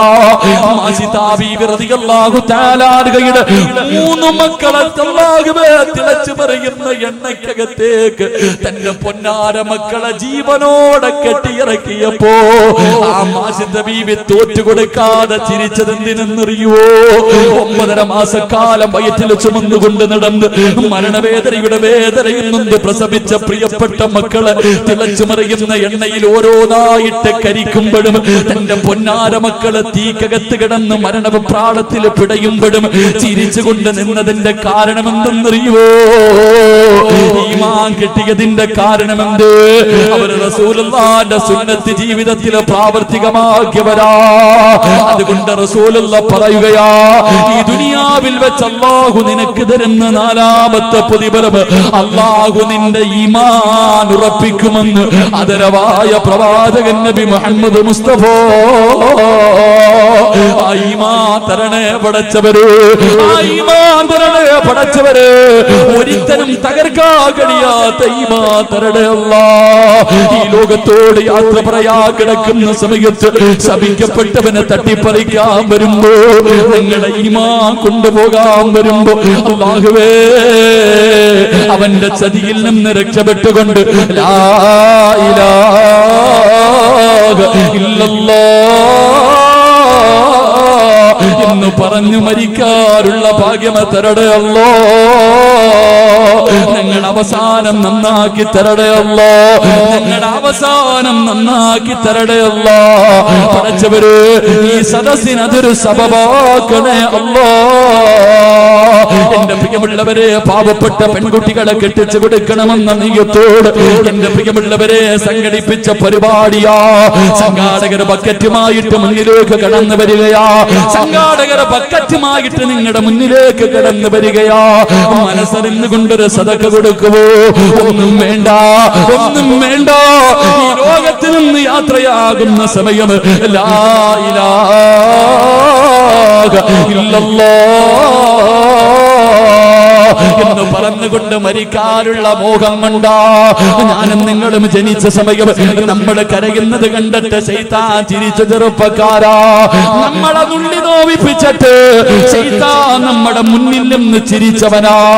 അവനെ കരയിപ്പിക്കണം മോരെ, അവന്റെ ഹൃദയത്തിലെ വേദന കൊടുക്കണം മോരെ. എപ്പോഴും നിറയുവോ?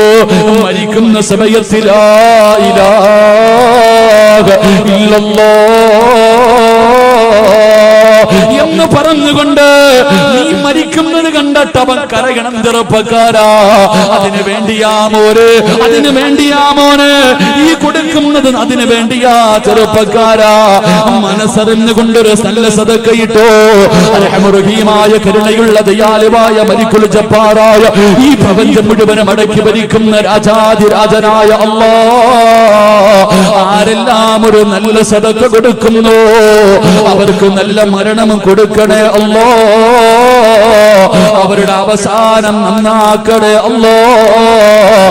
ഈ സദഖ അതിനൊരു സബബാക്കണേ റബ്ബേ. സംഘാടകർ ബക്കറ്റുമായിട്ട് മുന്നിലേക്ക് വരുന്നു. ഒരു നല്ല മരണം. നീ ജനിച്ചപ്പോ ശൈത്താൻ ചിരിച്ചു, ഞാൻ കരഞ്ഞു. ഞാൻ ജനിച്ചപ്പോ ഞാൻ കരഞ്ഞു, ശൈത്താൻ ചിരിച്ചു. എനിക്ക് മരിക്കുമ്പോ എനിക്ക് ചിരിക്കണം, ശൈത്താന് കരയണം. അള്ളാഹു ഭാഗ്യം നൽകി അനുഗ്രഹിക്കുമാറാകട്ടെ. അള്ളാഹു ഭാഗ്യം നൽകി അനുഗ്രഹിക്കുമാറാകട്ടെ. ശൈത്താനെ കരയിപ്പിക്കാനുള്ള ഒരു സദഖ എല്ലാവരും ഒന്ന് പോക്കറ്റിൽ കൈയിട്ടു. ഇപ്പൊ ശൈത്താൻ നിന്റെ കൈ പിടിച്ചിട്ട് ചിരിച്ചോണ്ട് പറയും, വേണ്ടടാ, കൊടുക്കണ്ടടാ, കൊടുക്കണ്ടടാ എന്ന് പറഞ്ഞ് നീ അവന്റെ കൂടെ കൂടിയ നാളെ നീയും കരയും, അവൻ ചിരിക്കും. കൊടുത്ത നീ ചിരിക്കും, അവൻ കരയും. അള്ളാഹു ഭാഗ്യം തരുമാറാകട്ടെ. ബിസ്മില്ലാ. സല്ലല്ലാഹു അലാ മുഹമ്മദ് സല്ലല്ലാഹു അലൈഹി വസല്ലം. സല്ലല്ലാഹു അലാ മുഹമ്മദ് സല്ലല്ലാഹു അലൈഹി വസല്ലം. അല്ലാഹുമ്മ സല്ലി അലാ മുഹമ്മദ് യാ റബ്ബി സല്ലി അലൈഹി വസല്ലം. അല്ലാഹുവേ, നിന്റെ സുന്നത്തിന്, നിന്റെ പ്രവാചകന്റെ സുന്നത്ത് പറഞ്ഞ സദസാട് അല്ലാഹുവേ, ആരെല്ലാം മനസ്സറിഞ്ഞുകൊണ്ടൊരു നല്ല സദഖ കൊടുക്കുന്നു അവരുടെ അവസാനം നന്നാക്കണേ അല്ലാഹ്. അവരുടെ മുഖത്ത് നീ പുഞ്ചിരി കൊടുക്കണേ അല്ലാഹ്. അല്ലാഹുവേ, മയ്യത്ത് കാണുന്നവർ മുഴുവനും മരിച്ചാൽ ഇവൻ മരിച്ചതുപോലെ മരിക്കണമെന്ന് പറയണേ അല്ലാഹ്. പടച്ചവരേ, നിന്റെ പ്രവാചകനെ സ്വപ്നം കാണാ ഭാഗ്യം നൽകണേ അല്ലാഹ്. നാളെ പ്രവാചകന്റെ കയ്യിൽ പിടിച്ച് ജന്നാത്തുൽ ഫിർദൗസിൽ ഒരുമിച്ച് കൂടാൻ ഈ പാപങ്ങളെ സഹായിക്കുന്നവർക്ക് ഭാഗ്യം കൊടുക്കണേ അല്ലാഹ്. ഈ സദഖ അതിനൊരു സബബാക്കണേ റബ്ബേ. അല്ലാഹു കബൂലാക്കുമാറാകട്ടെ. അല്ലാഹു സ്വീകരിക്കുമാറാകട്ടെ ഇൻഷാ അല്ലാഹ്. അപ്പൊ രണ്ടാമത്തെ വിഭാഗം ജീവിതത്തിൽ സുന്നത്ത് ചെയ്യുന്നവർ. അല്ലാഹു ഭാഗ്യം നൽകി അനുഗ്രഹിക്കുമാറാകട്ടെ. അല്ലാഹു ഭാഗ്യം നൽകി അനുഗ്രഹിക്കുമാറാകട്ടെ. എന്റെ പ്രിയമുള്ള സഹോദരങ്ങൾ, നിർത്താറായിട്ടാ ഇൻഷാ അല്ലാഹ്. അൽഹംദുലില്ലാഹ് 11:15 11:30 നിർത്താമെന്ന് പറഞ്ഞു. വാക്ക് പറഞ്ഞാൽ പാലിക്കണം, വാക്കു പറഞ്ഞാൽ പാലിക്കണം. പാലിച്ചില്ലെങ്കിൽ വലിയ പ്രയാസമാണ്. അല്ലാഹു നമുക്ക് വാക്കു പാലിക്കാൻ ഭാഗ്യം നൽകി അനുഗ്രഹിക്കുമാറാകട്ടെ. ദുആ ചെയ്തൂടെ? ദുആ ചെയ്തൂടെ? നിങ്ങൾ ഇരുന്ന ഒരു ഇത്തിരി നേരം കൂടെ പറയില്ലെങ്കിൽ ഞാൻ ദുആ ചെയ്യും. എന്ത് വേണം? മണിയർ രഹസ്യമൊന്നും അല്ലല്ലോ. ഈ ഉസ്താദൊക്കെ വഴുതു പറഞ്ഞ എല്ലാവരും കേൾക്കാനിരിക്കും, നമുക്ക് പറയാൻ പറ്റുമല്ലോ. എന്ത് വേണം? പറയണോ ഇരിക്കോ? ദുആ ചെയ്യണോ ഇരിക്കോ? പറയണം. പറയണമെന്ന് ആഗ്രഹമുള്ളവരെന്ന് കൈവക്കിക്കേ. എനിക്ക് ഒരു പവനൊന്നും വേണ്ട. പെൺകുട്ടികളെ കെട്ടിക്കാൻ ഒരു പവനൊന്നും വേണ്ട. ഞാൻ 1 ഗ്രാമേ ചോദിക്കത്തുള്ളൂ. ഒരേ 1 ഗ്രാം. അത് ഈ വർഷമല്ല, അടുത്ത വർഷം. അടുത്ത വർഷം അറൂസിൽ അൽഹംദുലില്ലാഹ് പെൺകുട്ടികളുടെ വിവാഹം നടക്കുന്ന സമയത്ത് നിങ്ങളെ കൊണ്ട് കഴിയുന്നത് കൊടുക്കണം. ഞാൻ അത് ചോദിക്കുമ്പോൾ ഇതുപോലെ പൊക്കണം. അല്ലാഹു ബർക്കത്ത് ചെയ്യുമാറാകട്ടെ. അല്ലാഹു ബർക്കത്ത് ചെയ്യുമാറാകട്ടെ. പൈസയുടെ കാര്യം പറയുമ്പോ ഇല്ല, എന്റെ ചങ്ങായിമാരെ എല്ലാരും പറയുന്നൊരു മറുപടി ഉണ്ട്. നിങ്ങൾ സ്വന്തം ശാപം വലിച്ചു വെക്കണവരാ പലരും. നിങ്ങളുടെ ജീവിതത്തിന്റെ നാശം നിങ്ങൾ തന്നെയാ, വേറെ ആരെയും കുറ്റപ്പെടുത്തണ്ട. എല്ലാവരോടും ചോദിക്കും പൈസയുണ്ടോ? ഇല്ല ഉസ്താദെ. കൈ വെച്ചിട്ട് പറയില്ല. നോട്ട് നിരോധനം വന്നു, ആകെ ഒന്നുമില്ല. ആരാ പറഞ്ഞ? എല്ലാ എണ്ണത്തിന്റെ കയ്യിലും ലക്ഷങ്ങൾ ഇരിപ്പുണ്ട്. 2000-ന്റെ നോട്ട് മോഡി സാറ് നിർത്തി, ബാങ്കിലോട്ട് പോകുന്നൊന്നും തിരിച്ചു വരുന്നില്ല. അത് കാരണം ഇപ്പൊ വീട്ടിൽ വെച്ചിരിക്കുക. നേരത്തെ 500-ന്റെ 1000-ന്റെ ഒക്കെ കെട്ടുകണക്കിന് വെക്കണമായിരുന്നു. ഇപ്പൊ എളുപ്പ വഴിയാ, ഇത്തിരി വെച്ചാൽ മതി. വെക്കാൻ നല്ല സ്ഥലവാ. എല്ലാവരും കയ്യിൽ പൈസ വെച്ചിട്ടുണ്ട്. പക്ഷെ ചോദിച്ചാ പറയും ഇല്ല ഇല്ല ഇല്ല. നീ 10 പ്രാവശ്യം ഇല്ല ഇല്ല എന്ന് പറയുമ്പോ അള്ളാഹു നിന്നെ എത്തിങ്ങാനലാക്കി കളയും. കാരണം നീ കൈ വെച്ചിട്ടില്ല എന്ന് പറഞ്ഞു. ഒരുപാട് പ്രാവശ്യം കയ്യിൽ വെച്ചിട്ട് ഇല്ല ഇല്ല ഇല്ല എന്ന് കള്ളം പറഞ്ഞു. അവസാനം അള്ളാഹു നിന്നെ അങ്ങനെ തന്നെ ആക്കും. അള്ളാഹു കാക്കുമാറാകട്ടെ. അള്ളാഹു കാക്കുമാറാകട്ടെ. കയ്യിൽ വെച്ചിട്ടില്ല എന്ന് പറയും. കൊടുക്കാൻ മനസ്സില്ലെങ്കിൽ മനസ്സില്ല എന്ന് പറയണം. ഞാൻ തരൂല, അതിൽ ആണത്തുണ്ട്. വീട്ടിലൊരാൾ വന്നു, ഞാൻ തരൂല, എന്റെ കയ്യിലുണ്ട്. അതിലൊരു മര്യാദയുണ്ട്, അല്ലെങ്കിൽ കൊടുക്കുക. വെച്ചിട്ടില്ല എന്ന് പറഞ്ഞാൽ എത്ര പാപം വരിക്കണേ. കൈ വെച്ചിട്ട് കള്ളം പറഞ്ഞ പാപം കൂടാ. കള്ളം പറഞ്ഞാൽ കിട്ടുന്ന പ്രതിഫലം എന്തേ? കള്ളം പറയുന്നവന് കിട്ടുന്ന പ്രതിഫലം എന്തേ?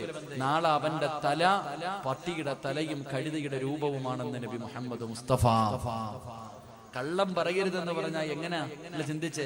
അള്ളാഹുവിന്റെ പ്രവാചകൻ സല്ലല്ലാഹു അലൈഹി വസല്ലം തങ്ങൾ നടന്നു പോകുമ്പോ സഫിയ റളിയല്ലാഹു തആല അൻഹ തന്റെ മകനോട് വിളിച്ചു, മോനെ ഈ വാടാ, ഒരു സമ്മാനം തരാം. ഒരു പെണ്ണ് തന്റെ മകൻ വെളിയിൽ കളിച്ചോണ്ടിരിക്കണ, എത്ര വിളിച്ചിട്ടും വരുന്നില്ല, അവനെ വിളിച്ചു, വാടാ മോനെ, ഒരു സമ്മാനം തരാം. ചെറുക്കൻ ഓടി വീടിനകത്ത് കയറി വന്നു. അള്ളാഹുവിന്റെ പ്രവാചകൻ ചോദിച്ചു, എന്തെങ്കിലും കൊടുക്കാനാണോ വിളിച്ചത്? ഇല്ല നബിയെ, ഒരുപാട് നേരം വിളിച്ചിട്ടും വരുന്നില്ല, അപ്പോ അതുകൊണ്ട് വിളിച്ചതാ. കൊടുക്കാൻ വല്ലതും ഉണ്ടോ? ഒരു കാരക്കയുണ്ട് നബിയെ. അള്ളാന്റെ റസൂല് പറഞ്ഞു, അതുകൂടെ ഇല്ലായിരുന്നെങ്കിൽ കള്ളം പറഞ്ഞ പാവം അള്ളാഹു നിനക്ക് എഴുതുമെന്ന് നബി മുഹമ്മദ് മുസ്തഫ. നമ്മള് മക്കളോട് പറയും, എടാ മോനെ, അത് മേടിച്ചേരാ, ഇത് മേടിച്ചേരാ, അങ്ങനെ മേടിച്ചേരാ, എങ്ങനെ മേടിച്ചേരാ. മോനെ ഫോൺ വിളിക്കുമ്പോ വീട്ടിൽ പിരിവുകാരോ വന്നാ വാപ്പ ഇല്ലാന്ന് നീ തന്നെ പറഞ്ഞേക്കണേ. ഉടച്ചനമ്മ വാപ്പ വീടിനകത്തിരിക്കും. അള്ളാഹുബെ പിരിവിന് ആരെങ്കിലും വരുന്നത് കണ്ടാ പറയും, വാപ്പ ഇവിടെ ഇല്ലെന്ന് പറഞ്ഞേക്കട, കള്ളം പറഞ്ഞേക്കട. നമ്മൾ തന്നെ മക്കളെ കള്ളം പഠിപ്പിക്കുന്നു. അള്ളാഹു കാക്കുമാറാകട്ടെ. അവസാനം നിന്റെ മക്കള് ഭൂലോക കള്ളരാകും. അവരുടെ രസം ഉണ്ടാവും. നിന്റെ മക്കള് കള്ളരെന്ന് പറഞ്ഞാൽ കള്ളന്മാരായിട്ട് ചരിത്രത്തിൽ കാണാം. ഖബറിനകത്ത് ജീവിതത്തിൽ എപ്പോഴും കള്ളം പറയുന്നൊരു മനുഷ്യനുണ്ടായിരുന്നു. ആ മനുഷ്യനെ ഖബറിനകത്ത് കൊണ്ടുവച്ചപ്പോ മുൻകറും നക്കീറും വന്നിട്ട് ചോദിച്ചു, മൻ റബ്ബുക. ഖബറിനകത്ത് 2 മലക്കുകൾ വന്ന് ചോദ്യം ചോദിച്ചപ്പോ ഈ മനുഷ്യൻ പറയാ, ഇപ്പൊ 2 വന്നിട്ട് പോയതേ ഉള്ളൂ, പിന്നെയും നിങ്ങളും വന്നു. അള്ളാഹു മുൻകറും നക്കീറും വിചാരിച്ചു, പടച്ചവന് ഞങ്ങളല്ലാതെ വേറെ ആരും ഖബറിൽ വരില്ല, ഇവെന്താടാ ഈ പറയണേ? ഇപ്പൊ 2 പേര് വന്നിട്ട് അങ്ങോട്ട് പോയതേ ഉള്ളൂ, വീണ്ടും 2 വന്നിരിക്കുന്നു. പടച്ചോനെ 2 പേരും കൂടെ ചോദിച്ചു, അള്ളാഹു ഇതെന്താ പടച്ചോനെ? അപ്പൊ പറഞ്ഞ മറുപടി, ഓ നാവെടുത്ത കള്ളവേ പറയത്തുള്ളൂ, ചുമ്മാതെ പറഞ്ഞതാണ്. അള്ളാഹു നമ്മളെ കാക്കുമാറാകട്ടെ. ഇങ്ങനെ ബസ്സിൽ കയറുമ്പോ ടിക്കറ്റ് എടുക്കാൻ വന്ന് ചോദിക്കും, ടിക്കറ്റ് ഇല്ല, 1 മതി. കുട്ടി, അള്ളാഹു അവന് 2.5 വയസ്സായി, പെണ്ണ് കെട്ടാറായി സ്കൂളിൽ പഠിക്കുന്ന മക്കള്. പടച്ചോനെ, ഞാൻ ഇങ്ങനെ യാത്ര ചെയ്യുമ്പോ ഒരു അത്ഭുതം തോന്നി. ടിക്കറ്റ് എടുക്കുന്ന ആള് വന്നിട്ട് ചോദിച്ചു, കുട്ടി ഇല്ല, കുഞ്ഞിന് വയസ്സായില്ല. അപ്പൊ അവൻ അയാൾ ചോദിച്ചു, മോനെ നിനക്ക് എത്രാം ക്ലാസ്സിലാണ് പഠിക്കണേ? ഞാൻ 4ാം ക്ലാസ്സിലാണ് പഠിക്കണത്. കുറച്ചനെ കഴിഞ്ഞില്ല. ഇതാ നമ്മുടെ അവസ്ഥ. അള്ളാഹു നമ്മളെ കാക്കുമാറാകട്ടെ. അള്ളാഹു നമ്മുടെ മക്കളെ സ്വാലിഹീങ്ങളിൽ പെടുത്തുമാറാകട്ടെ. ഇൻഷാ അല്ലാഹ് ഒരു കാര്യം കൂടെ പറയാം. അല്ലാഹുവിന്റെ പ്രവാചകൻ സല്ലല്ലാഹു അലൈഹി വസല്ലമ തങ്ങൾ പറയുകയാണ്, എന്റെ പ്രിയമുള്ള ചെറുപ്പക്കാരാ, എന്റെ പ്രിയപ്പെട്ട പെങ്ങളെ, അല്ലാഹുവിന്റെ പ്രവാചകൻ സല്ലല്ലാഹു അലൈഹി വസല്ലമ തങ്ങൾ പറയുകയാ, ജന്നാത്തുൽ ഫിർദൗസ് എന്ന സ്വർഗ്ഗം വേണോ? ജന്നാത്തുൽ ഫിർദൗസ് എന്ന സ്വർഗ്ഗം വേണോ? അല്ലാഹുവിന്റെ പ്രവാചകൻ പറയുന്നു, സഹാബാ റഹ്മിൻ ഗഫൂർ. അല്ലാഹുവിന്റെ പ്രവാചകൻ പറയുന്ന 3ാമത്തെ വിഭാഗം ഏതെന്നറിയുവോ? അത് കുടുംബബന്ധം ചേർക്കുന്നവരാ. തന്റെ ഉപ്പാനെയും ഉമ്മാനെയും സ്നേഹിക്കുന്ന മക്കളാ, മാതാപിതാക്കളെ സ്നേഹിക്കുന്ന മക്കളാണ്, അവരെ ബഹുമാനിക്കുന്ന മക്കളാണ്, അവരെ ആദരിക്കുന്ന മക്കളാണ്, അവർക്ക് നൽകേണ്ട പരിഗണന നൽകുന്ന മക്കളാണെന്ന് അല്ലാഹുവിന്റെ റസൂൽ പഠിപ്പിക്കുമ്പോ, എന്റെ പ്രിയമുള്ളവരെ, മാതാപിതാക്കളോട് സ്നേഹമുള്ള എത്ര മക്കളാ ഉള്ളത്? ഉമ്മാനെ ചീത്ത വിളിക്കുന്ന മക്കളുണ്ടല്ലോ, ഉമ്മാനെ തല്ലുന്ന മക്കളുണ്ടല്ലോ, കളവി നീ മിണ്ടരുതെന്ന് പറയുന്ന മക്കളുണ്ടല്ലോ, സ്വന്തം ഉമ്മാനെ ഭീഷണിപ്പെടുത്തുന്ന മക്കളുണ്ടല്ലോ, സ്വന്തം ഉമ്മയോടും വാപ്പയോടും നിസാര കാര്യത്തിന്റെ പേരിൽ പിണങ്ങി നടക്കുന്ന ചെറുപ്പക്കാരാ, എങ്ങനെ കഴിയുന്നു മോനെ? എങ്ങനെ കഴിയുന്നു മോനെ? നിന്നെ ഗർഭം ചുമന്ന, നിന്നെ മരണവേദനയുടെ വേദനയും നൊന്ത് പ്രസവിച്ച ഉമ്മാനെ വേദനിപ്പിക്കാ, സ്വന്തം ഉമ്മയോട് പിണങ്ങിയിട്ട് ഒരു രാത്രി ഉറങ്ങാൻ എങ്ങനെ കഴിയുന്നടാ? എന്റെ പ്രിയപ്പെട്ട ചെറുപ്പക്കാരാ, വേണ്ട മോരെ, ഉമ്മാന്റെ മനസ്സ് വേദനിപ്പിക്കല്ലേ, ഉമ്മാന്റെ കണ്ണുനീര് വാങ്ങിവെക്കല്ലേ. അല്ലാഹുവിന്റെ റസൂല് പറഞ്ഞു, ഉമ്മായുടെ മനസ്സ് വേദനിപ്പിക്കുന്നവൻ അല്ലാഹു കൊടുക്കുന്നത് ദുനിയാവിൽ വെച്ച് തന്നെയാ. ഉമ്മാന്റെ മനസ്സ് വേദനിപ്പിക്കുന്ന മക്കള്, ആ മക്കൾക്ക് അല്ലാഹു ശിക്ഷ കൊടുക്കുന്നത് ദുനിയാവിൽ വെച്ച് തന്നെ കൊടുക്കുമെന്ന് അഷ്റഫുൽ ഖൽഖ് നബി മുഹമ്മദ് മുസ്തഫ. ഉമ്മയാരെന്നറിയുവോ ചെറുപ്പക്കാരാ? നിന്റെ ഉമ്മാന്റെ കാൽച്ചുവട്ടിലാ സ്വർഗം കിടക്കുന്നത്. നിന്റെ ഉമ്മയുടെ കാൽ ചുവട്ടിലാണ്. അല്ലാഹുവിന്റെ റസൂലിന്റെ മുന്നിൽ ഒരു സഹാബി ചെന്നു. യാ റസൂലല്ലാഹ്, എനിക്ക് ഏറ്റവും കൂടുതൽ ബാധ്യത ആരോടാ നബിയേ? നിന്റെ ഉമ്മയോടാ, നിന്റെ ഉമ്മയോടാ, നിന്റെ ഉമ്മയോടാ. 3 പ്രാവശ്യം ഉമ്മ എന്നാ പറഞ്ഞത്. 4മതാണ് വാപ്പയുടെ പേര് പറഞ്ഞത്.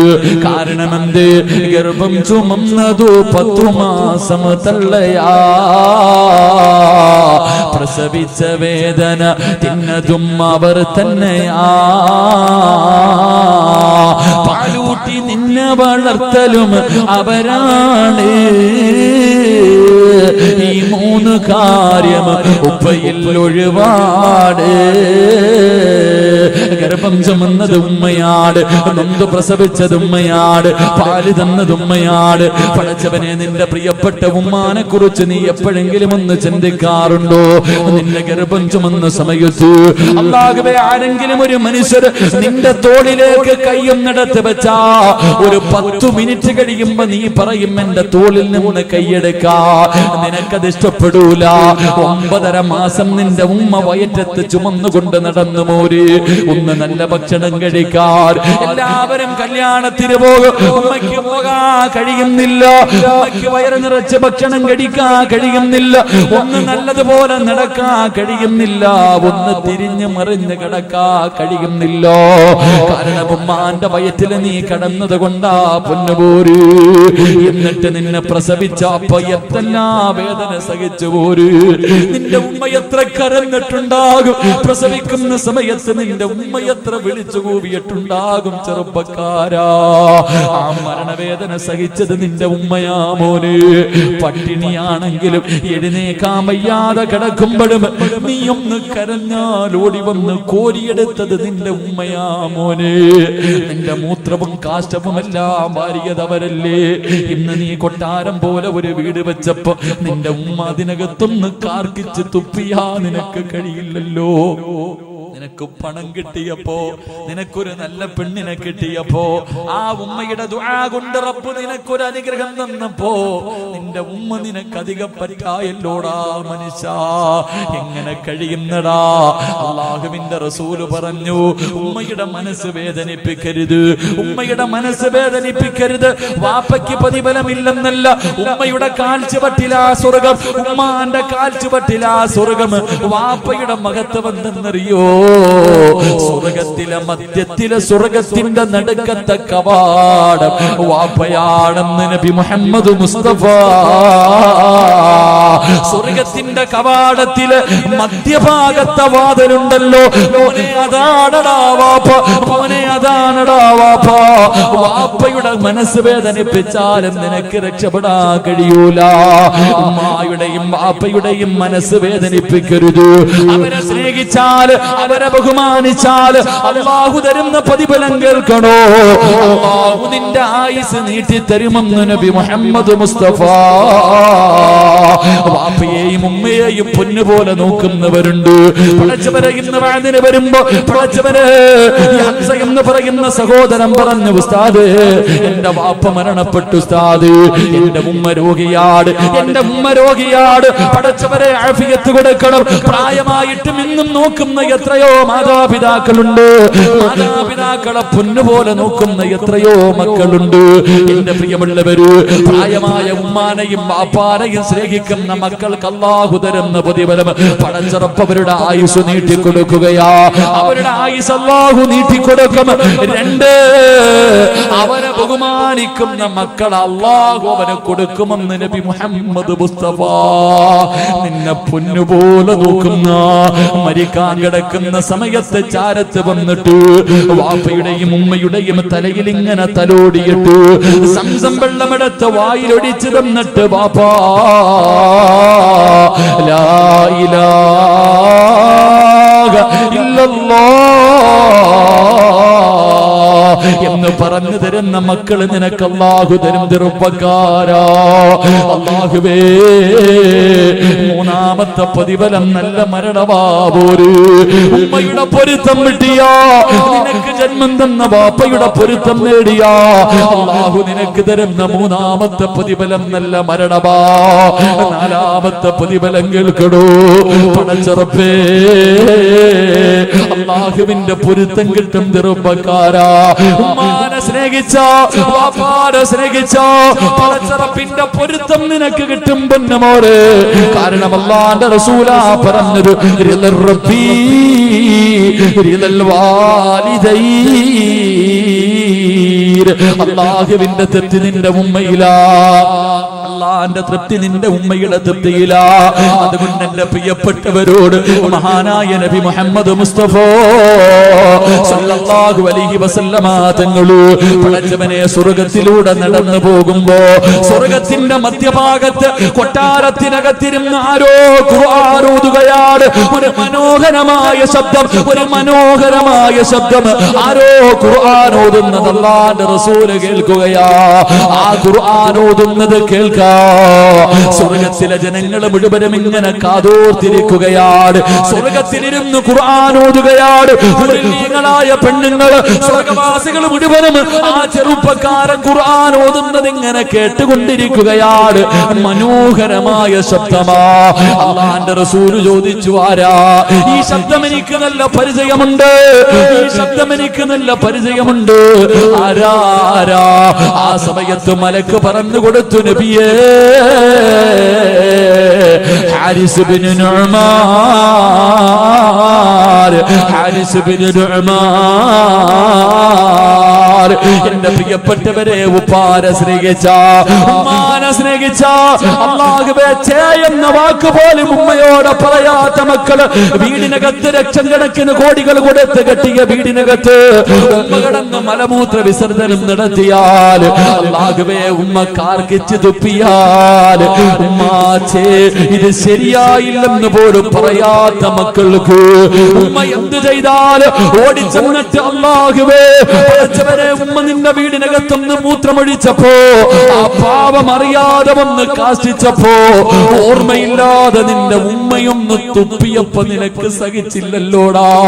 നിന്റെ വീട്ടിലല്ലേ തുപ്പിയത്, പക്ഷേ നീ എവിടെയാടാ?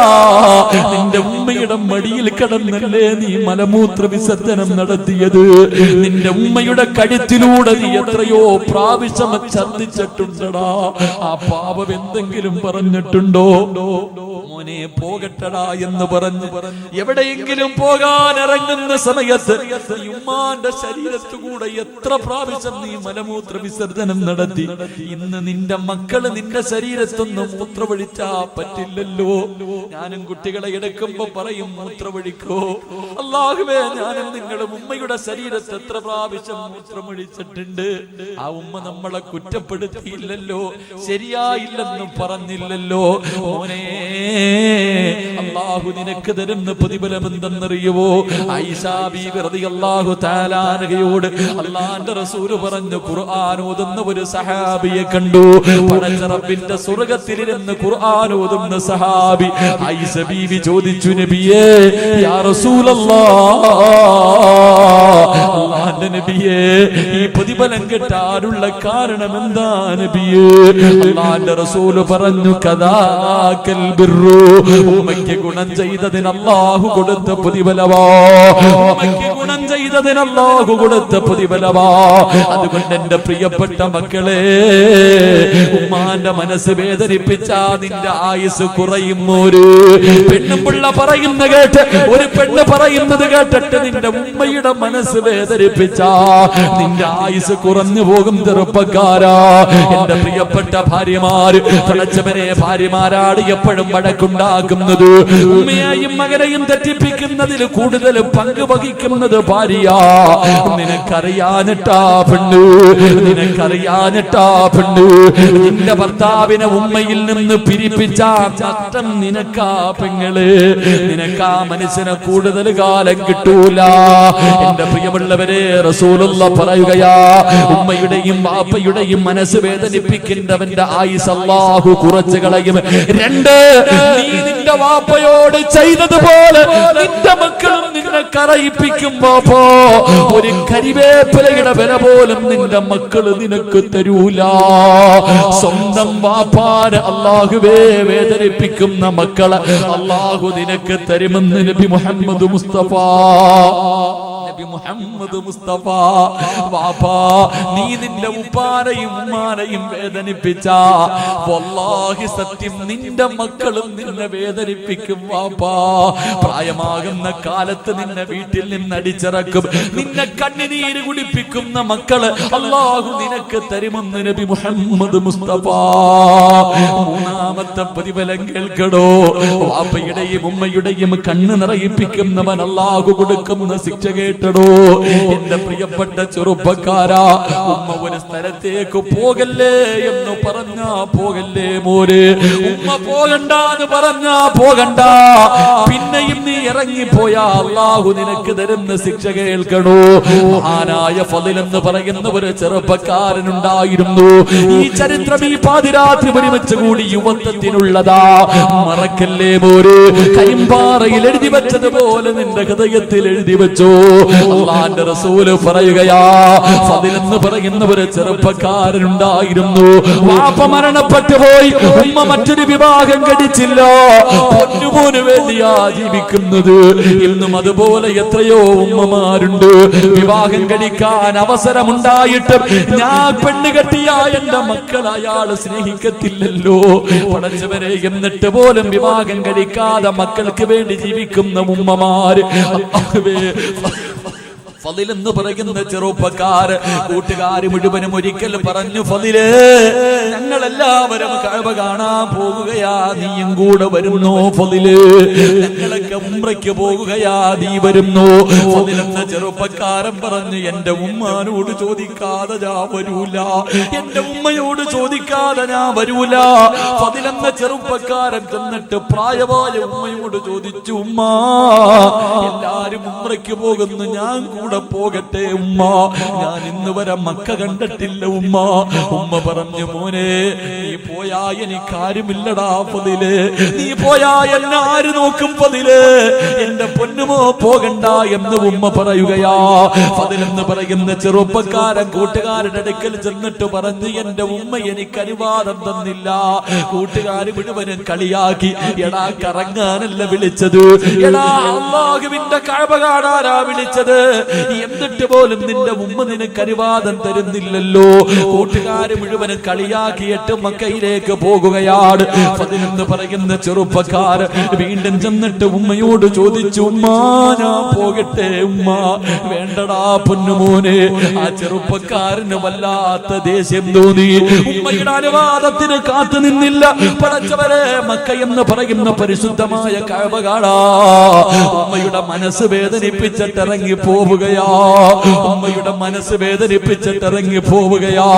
പടച്ചവനെ, നടന്നു പോകുമ്പോ മനസ്സിന്റെ ഉള്ളില് സമാധാനമില്ല, ഉമ്മയുടെ പൊരുത്തവുമില്ല, കൂട്ടുകാരുടെ കൂടെ എത്താനും കഴിയുന്നില്ല. ഫളിൽ എന്ന് പറയുന്ന ചെറുപ്പക്കാർ മനസ്സിന് സമാധാനമില്ലാതെ നടന്നു പോകുമ്പോ അവിടെന്ന് ചിന്തിച്ചു, അല്ലാ ഒന്ന് പള്ളിയിൽ കയറി നിസ്കരിക്കാമല്ലോ, അല്ലാ നിസ്കരിച്ചാ മനസമാധാനം കിട്ടുമല്ലോ, നിസ്കരിച്ചാ മനസമാധാനം കിട്ടുമല്ലോ.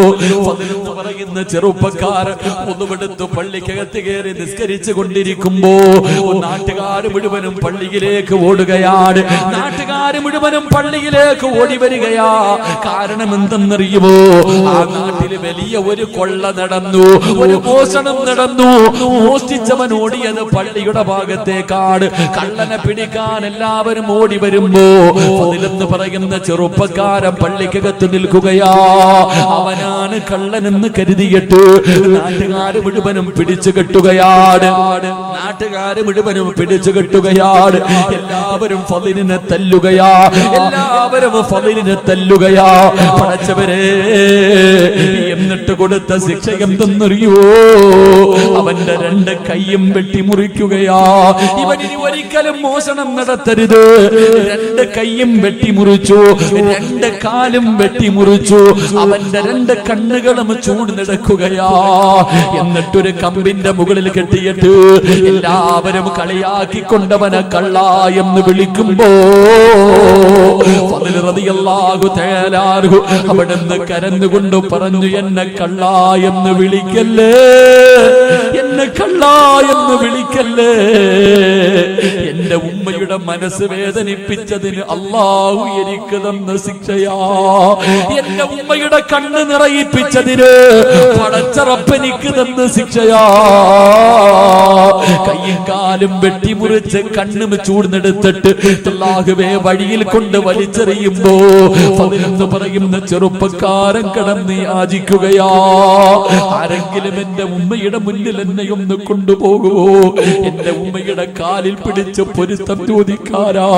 എന്റെ ഉമ്മയോടൊന്ന് മരിക്കുന്നതിന് മുമ്പേ പൊരുത്തം ചോദിക്കാരാ. എന്റെ ദുനിയാവും പോയി എന്റെ ആഖിറവും കൂടെ നഷ്ടപ്പെടുത്തല്ലോ. തെരുവിൽ കിടന്ന് മരണത്തോട് മല്ലടിക്കുമ്പോ അല്ലാഹുവേ ഫളിലെന്ന ചെറുപ്പക്കാരൻ കടന്ന് യാചിക്കുകയാണ്. ഏതോ വഴിയാത്രക്കാര് പറഞ്ഞ അടയാളം വെച്ചൊരു വീടിന്റെ മുന്നിൽ കൊണ്ടുവച്ചു. ഒരു വീടിന്റെ മുന്നിൽ കൊണ്ടുവച്ചു. അല്ലാഹുവേ, വാതില് തുറന്നൊരു പ്രായമുള്ള ഉമ്മ ഇറങ്ങി വന്നു. വാതില് തുറന്നൊരു പ്രായമുള്ള ഉമ്മ ഇറങ്ങി വന്നു. കൊണ്ടുപോയവർ ചോദിച്ചു, ഈ കിടക്കുന്ന പയ്യനെ അറിയുമോ? ഈ കിടക്കുന്ന മനുഷ്യനെ അറിയുമോ? ഉമ്മ നോക്കിയപ്പോ കൈയില്ല, കണ്ണില്ല, കാലില്ല, രക്തത്തിൽ കുളിച്ച് കിടന്ന് മരണത്തോട് മല്ലടിക്കുന്ന ഒരു ചെറുപ്പക്കാരൻ. ഉമ്മയ്ക്ക് മനസ്സിലായില്ല തന്റെ പൊന്നാര മകനാണെന്ന് മനസ്സിലായില്ല. ഉമ്മ പറഞ്ഞു, എനിക്കറിയില്ല. ഉമ്മ പറഞ്ഞു, എനിക്കറിയില്ല. ഉമ്മയുടെ ശബ്ദമങ്ങ് കേൾക്കും ഫളിലെന്ന ചെറുപ്പക്കാരൻ വിളിക്കുന്നു, ഉമ്മ.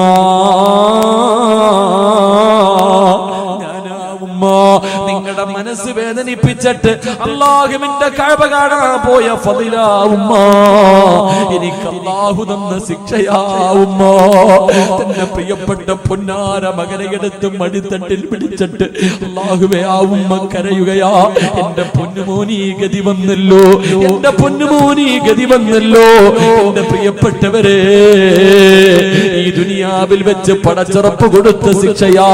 സിനിമയ്ക്ക് പോയതല്ല, കറങ്ങാൻ പോയതല്ല, കളി കാണാൻ പോയതല്ല, പടച്ചറപ്പിന്റെ കഅബ കാണാൻ ഉമ്മയുടെ പൊരുത്തമില്ലാതെ ഇറങ്ങിപ്പോയ മകൻ അല്ലാഹു കൊടുത്ത ശിക്ഷയാ. അല്ലാഹുവേ, ഞാനും നിങ്ങളും എത്രയോ പ്രാവശ്യം നമ്മുടെ ഉമ്മാനെ വേദനിപ്പിച്ചിട്ടുണ്ട്. എന്തൊക്കെയോ നമ്മൾ പറഞ്ഞു പോയിട്ടുണ്ട്. എന്തൊക്കെയോ നമ്മുടെ ഉമ്മാനെ നമ്മൾ പറഞ്ഞു പോയിട്ടുണ്ട്. പലപ്പോഴും ആ പാപത്തിന്റെ മനസ്സ് വേദനിപ്പിച്ചിട്ടുണ്ട്. അതുകൊണ്ട് ചെറുപ്പക്കാരാ, ഇന്ന് നിന്റെ ഉമ്മയുടെ ദിവസമാടാ. ജീവിച്ചിരിപ്പുണ്ടെങ്കിൽ ഇന്ന് വഴുതുകടന്ന് വീട്ടിലേക്ക് കടന്നു ചെന്നിട്ട് ഉറങ്ങുന്നതിന് മുമ്പ് നിന്റെ പെറ്റുമ്മാന്റെ കാല് പിടിച്ചിട്ട് കരമോനെ, എനിക്ക് പൊരുത്തപ്പെട്ടു തരണേ, എനിക്ക് പൊരുത്തപ്പെട്ടു തരണേ, ഇല്ലെങ്കിൽ എനിക്കൊരിക്കലും രക്ഷപ്പെടാൻ കഴിയൂല. ഉമ്മയുടെ കാല് പിടിച്ചിട്ട് കവിളിൽ വെച്ച് ചവിട്ടടാ പോരെ, ഉമ്മാന്റെ കാലിന്റെ ചുവട്ടിൽ ചുംബിക്കടാ ചെറുപ്പക്കാരാ. അവിടെയാ മോനെ സ്വർഗം ഇരിക്കുന്നത്. എന്നിട്ട് വാപ്പയുടെ കയ്യിൽ പിടിച്ചിട്ട് പറയണം, വാപ്പാ, നിങ്ങൾ സ്വർഗത്തിന്റെ മധ്യഭാഗത്തെ കവാടവാ. സ്വർഗത്തിന്റെ കവാടങ്ങളിൽ മധ്യഭാഗത്തെ കവാടം നിങ്ങളാ വാപ്പാ. നിങ്ങളുടെ മനസ്സ് വേദനിപ്പിച്ചാൽ എനിക്ക് സ്വർഗം പോയിട്ട്, സ്വർഗത്തിൽ കിടക്കുന്നത് പോയിട്ട് സ്വർഗമൊന്ന് കാണാൻ പോലും എനിക്ക് യോഗ്യതയില്ല വാപ്പാ. അതുകൊണ്ട് മാതാപിതാക്കളുടെ പൊരുത്തം വാങ്ങിയോ? ഇനി മരണപ്പെട്ടവനാണെങ്കിലും പള്ളിക്കാട്ടിലേക്ക് പൊക്കോ. ഈ സദസ്സിലിരിക്കുന്നവരിൽ എത്രയോ പേര് വാപ്പ മരിച്ചവരുണ്ട്, ഉമ്മ മരിച്ചവരുണ്ട്. പക്ഷേ ഈ മരിച്ച വാപ്പാനെ ഇന്ന് വരെ നീ ഒന്ന് സ്വപ്നം കണ്ടിട്ടുണ്ടോ?